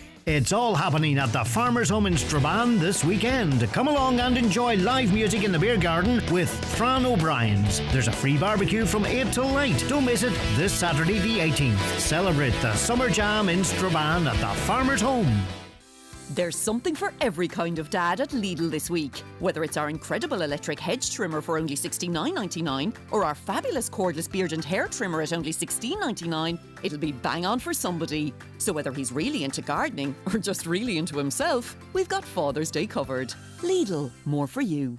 Okay, so it's time to connect once again this week with Alan O'Reilly from Carlow Weather to find out what the weather has in store for us this weekend and into next week. And it's, I suppose, a different weather for different parts of the country today, at least. Anyway, Alan. Yes, certainly some very warm air down in the far southeast of the country, but it really is the far southeast of the country. And that rain that you had this morning that cleared off has moved down across the country as well. So generally not a bad afternoon in Donegal and a nice evening as well. But temperatures well back down to maybe 13 or 14 degrees and feeling fresher. But the weekend is not looking too bad. So Saturday is going to be largely dry. There could be just the odd little shower here or there, but a lot of dry weather and also some sunny spells as well. Temperatures still struggling though, probably only about 14 or 15 degrees. Sunday will start off cloudy and some showers, but that should clear up as well and some sunny spells. Might make tyre choice a little tricky maybe for some of the rally if those showers do hit stages. But generally not too bad, just the odd shower. And temperatures back up a little bit, but the wind will be northerly on Sunday, so it will have that fresher bite to it on Sunday with a northerly breeze. Monday looks like a warmer and better day, just the odd shower again. A lot of uncertainty though, Greg, once we go beyond Tuesday really. It does look like a few showers, but not really any kind of sign of nice blue skies, settled weather, but also not really any bad weather, kind of something in between, just the odd shower without any real temperatures increasing. And how is this weather compared to your average June? Because, you know, we all have opinion. People say, you know, it's normally warm or it's not warm or sunny till July. What does the history books tell us? Yeah, I mean, average temperatures for this part of June will be around 18 or 19 degrees. So, obviously some parts are above that and some parts are below, but we're not too far away from it. I think some people maybe expect we should be getting 25 or 26 degrees, but that's not the case. And I know, especially when you look across the water and see London maybe getting 32 degrees today, people think that that's what we should be getting. But pretty much we are seeing kind of average. And actually, a lot of the country is drier than average. We haven't seen the rainfall that we would normally see for the last 3 months. So we're not doing too bad. Maybe we've been spoiled by a couple of good summers and our expectations are just a little bit too high. All right, Alan, people can follow Carlo Weather on your social medias, I presume? Yeah, Twitter, Facebook, Instagram, etc. I'll be posting updates there. Alan O'Reilly, thanks very much. Chat to you next week. Thanks, Greg. All right, a caller says, Greg, I'm doing exactly what you're doing with Who Wants to Be a Millionaire. I would say there's a lot of us. I would say of course. We could probably start some sort of a Facebook group. I'll start it. Yeah, but we'd also need a Facebook group for Who Wants to Be a Millionaire on the regular channel, and then a +1, because otherwise it would be that'd be 2 Facebook Could you pages. not just make the same post an hour later? I don't have the brain capacity to do such a thing. Elvis, thank you very much, is out on the 24th of June. Okay, so that's it's going to be a big one for next week. A lot of wee dates heading out. And the trailer does look good. It does look very good. good. And I like Elvis. I remember there was I like Elvis biopics. There was a great Elvis TV show back in the early 90s. It only lasted a season. RTE showed it. The actor was very good, but it was a really good show about the early days of Elvis. I like Elvis. There's good stories there. I remember, like, my eldest, I used to watch the concerts and all with him when he was a baby, right? Cool. And now he's an Elvis fan himself. That's so cool. Oh, that's lovely. So it does work. You can influence. It wasn't done purposely. I don't know. It was just to try and expose them to different types of music. And both of them, don't know what the story is going to be with the third, but both of the grown-up ones now have such a eclectic mix of, taste in music all over the place. So I'm taking some credit for that. We'll see what I can do with Hudson. Right, okay. Hi, Greg. Still savouring Stranger Things after binging season 3. Sometimes you watch something too quick and not have a natter like your entertainment slot. Okay, but you can watch things too quick. I agree. But I'm enjoying Flight Attendant 2. We Own the City, as it was 20 years since The Wire and recently 15 years since The Sopranos, as you can't forget Fade to Black scene, but give Journey a new lease of life indeed. I remember I was DJing at the time and everyone was asking me to play Don't Stop Believing and I couldn't understand why. And then it says it was in a TV show. I says, yeah, but why would that all of a sudden, mean you want to hear it? That sort of. So, listen, I'm going to stick with We Own the City. It is good. It is good. That's some mix of shows Kevin's brilliant. watching there. Brilliant. Right, okay. We did Sherwood with you last, so I think we'll go to you, Monsieur Leddy. Okay. Bernie Mac show. Bernie Mac is deceased now, so we were talking just as I played that pre-recorded interview with the weatherman. Yes. He wasn't available at this time, so that's fair enough. It's a cheat. Yeah. It's a cheat of radio. But go on anyway. Bernie Mac's show, one of my favourite sitcoms. He did it about 20 years ago, ran for 5 seasons. I remember, I think it was E4 used to show it on Friday nights. I definitely have memories of watching it with my housemates at the time. And we loved it. And I loved Bernie Mac. I thought he was very, very funny. As you say, he's passed away. It was a sitcom about, and I normally don't gravitate towards family-based sitcoms as a rule. So this was the sort of one that I would like. Bernie Mac's character, he played himself in this. Very successful, happily married man, no kids, who winds up having to look after his sister's 3 kids. And that's the story, and he hates them, but it's hate in inverted commas. Right. And the way the show was done was, and this was around the same time as shows like Malcolm in the Middle, which I think it was a big influence on it. Bernie started and closed every episode in his office at the house, but he was talking to the camera, and he'd always start off like, "Hey, America, I'm going to kill those kids," and then he'd tell you why. And usually it was because they had ruined his trip to Vegas, or they'd ruined his poker game, or they'd ruined whatever. And I loved it. I thought it was funny. I thought he was funny. I thought the 3 kids were brilliant. And it went on for 5 seasons. I thought it was very, very good. It's on Amazon if anybody wants to revisit it, or if you've never seen it and you want a damn good comedy. Yeah. Finuna's always saying that she's the half-hour stuff. That's like what, 110 episodes probably, and they're very funny. And people know Bernie Mac from the Charlie's Angels movies and and his own stand-up. And he's just a very funny guy, very, very funny guy. Passed away far too soon. It's the delivery almost as much as the content. The content's good, but he's got that style. You're absolutely right. A caller says, any recommendations for a good Father's Day movie? Now, really, we'd have to find out what kind of movies the father likes. Yeah, don't see, we? that's quite a general question. I mean, any of the James and also Bond it depends, films, it maybe. depends who they're watching it with, Yeah, because you exactly. have to please everyone, which is Yes. quite difficult. P.S. I love you. We don't know what he might like. Well, we can't put people into, we have to. We tell us what his favourite film is, and we'll tell you. We'll suggest what he should watch. Trying to think of fathery themed type movies. Father of the Bride. Yeah, there's an obvious one. Yeah, good one. Yeah, good one. In the Name of the Father. Well, now you're just coming up with Fatherhood. What about a TV show like Father Ted? Yeah, There you go. Okay. Tell us what kind of films your dad likes, and we'll see what we can come up with. Big Boys on Channel 4. Emma. Yes, I loved this, and I cannot wait to finish it. So this is 6 episodes. It's on Channel 4. It's finished airing, but you can get it all on All 4 on the All 4 player. And it's written by Jack Rook, and it's based on his own experiences, and he actually narrates quite a bit of it, and he has a really, really great sense of humour. It's brilliantly written. So it's set in 2013, so there's lots of great pop culture references from that time, like Gavin and Stacey's mentioned, Take Me Out is mentioned, the pin on your Sky remote. So his dad has passed away, Jack, who is played by Dylan Llewellyn, who was the wee English fella from Derry Girls. And he makes this joke that now his dad has passed away, he doesn't know the pin to the Skybox, so he can't watch anything that's 18 plus rated, which I thought was a great way to open it. Spoiler alert, 0000. So, and if you forget that, write 1, it down. 2, 3, 4. If you forget it, write it down in your notes of In your your iPhone. iPhone. Oh, there you go. There you go. There you go. This is the solution to everything, and it's there. Yeah, so it's based on his life, and Dylan Llewellyn plays him. And like I said, he's grieving the loss of his dad, and he had deferred his first year at university for a year because he was still grieving and he couldn't bring himself to go.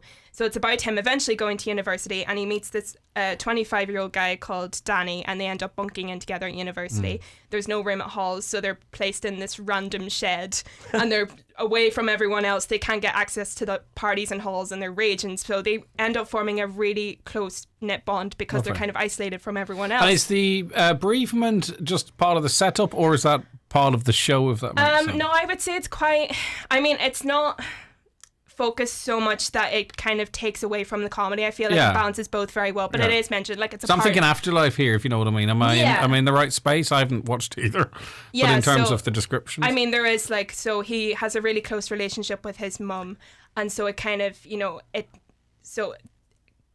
the university bit is set in 2013. His dad passed away in 2011. So there's like little tiny montages of those in between 2 years where they're like sat on the sofa crying, and then all of a sudden they're laughing 2 minutes later. So it shows their relationship as well, which I think is really lovely. Right. It sounds all kind of real. Is that? It feels very real, very authentic, and obviously because it's set on Jack Rook's life, so it feels very real and very authentic, and it's just a lovely show. Like it's just such a nice watch. Okay, that is Big Boys on Channel 4.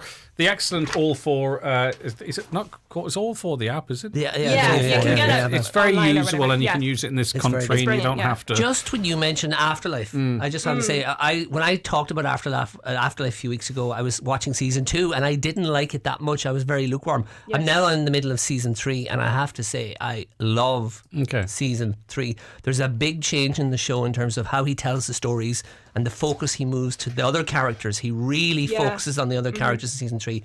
And I love it, and I am really invested. And now that I'm coming to the end of it, you were saying about looking forward to the end of things. I'm not looking forward. I don't want it to end. That's a good sign. Really I loving it now. sobbed. The last 5 minutes of that, I sobbed. So I'm just telling you. Yeah, I've heard that. I started watching 12 Monkeys during the weeks. I thought, the movie, and it's set in the future in 2022, right? Oh my God, okay. Now, let's take in mind we can't actually find anywhere to plug our electric cars into, right? Because they're all out of order or they don't exist. And it's awful when you watch a film that you've watched first time round and it's set in the future and you're actually living in that future. I know, and it's not like that at all. No, but yes, but it's just that's more the classic joke. Where are all the flying cars that were flying promised cars, the when we were electric kids? cars, yeah, that's it. Come here, I think I have to cut it there because I have an ad break to take. That's okay. So let's run through Sherwood. Big thumbs up from you, Emma, on that one. Big Boys, another one you enjoyed very much. This Is My House in the BBC One. You wanted to talk about that. It's something a little bit different. Do you want a minute on that, Yeah, please? I feel like this is one of those shows that on paper it shouldn't work, but it does. So it's every week it's different people. So there's 4 different people, and they all claim to have the same name, and there's a house, and they all claim that this is their house. Fanula talked about this one as well. Brilliant. It's really, really good. And then there's a celebrity panel who watch kind of videos of them going through the house and picking up different things and then having an anecdote being like, oh, I bought this in Greece on holiday 5 years ago. And you're trying to figure out who the real homeowner is. And then at the end, the celebrity panel, they pick a person, and whether they're right or wrong, that person wins £1,000. This is a real sleeper. A lot of people love this, but it's not talked about, you know, It's around the very water cooler underrated, as I such. have to say. It's brilliant. All right, okay. This is my house, BBC One, right? Yellowstone, RT2, big thumbs up from you. Big thumbs up. Westworld Now TV, a return to form. Well, I'm loving season 3, although I still say it's the weakest. If you're comparing it to season 1, you know, because Anthony Hopkins was in season 1, for God's sake. I mean, come on. That was, you know, he was fantastic. It peaked. And the Bernie Mac show on Amazon. If you've never seen it or if you want to catch up, it's there. Emma, listen, thank you very much indeed. Thanks People for can. having me.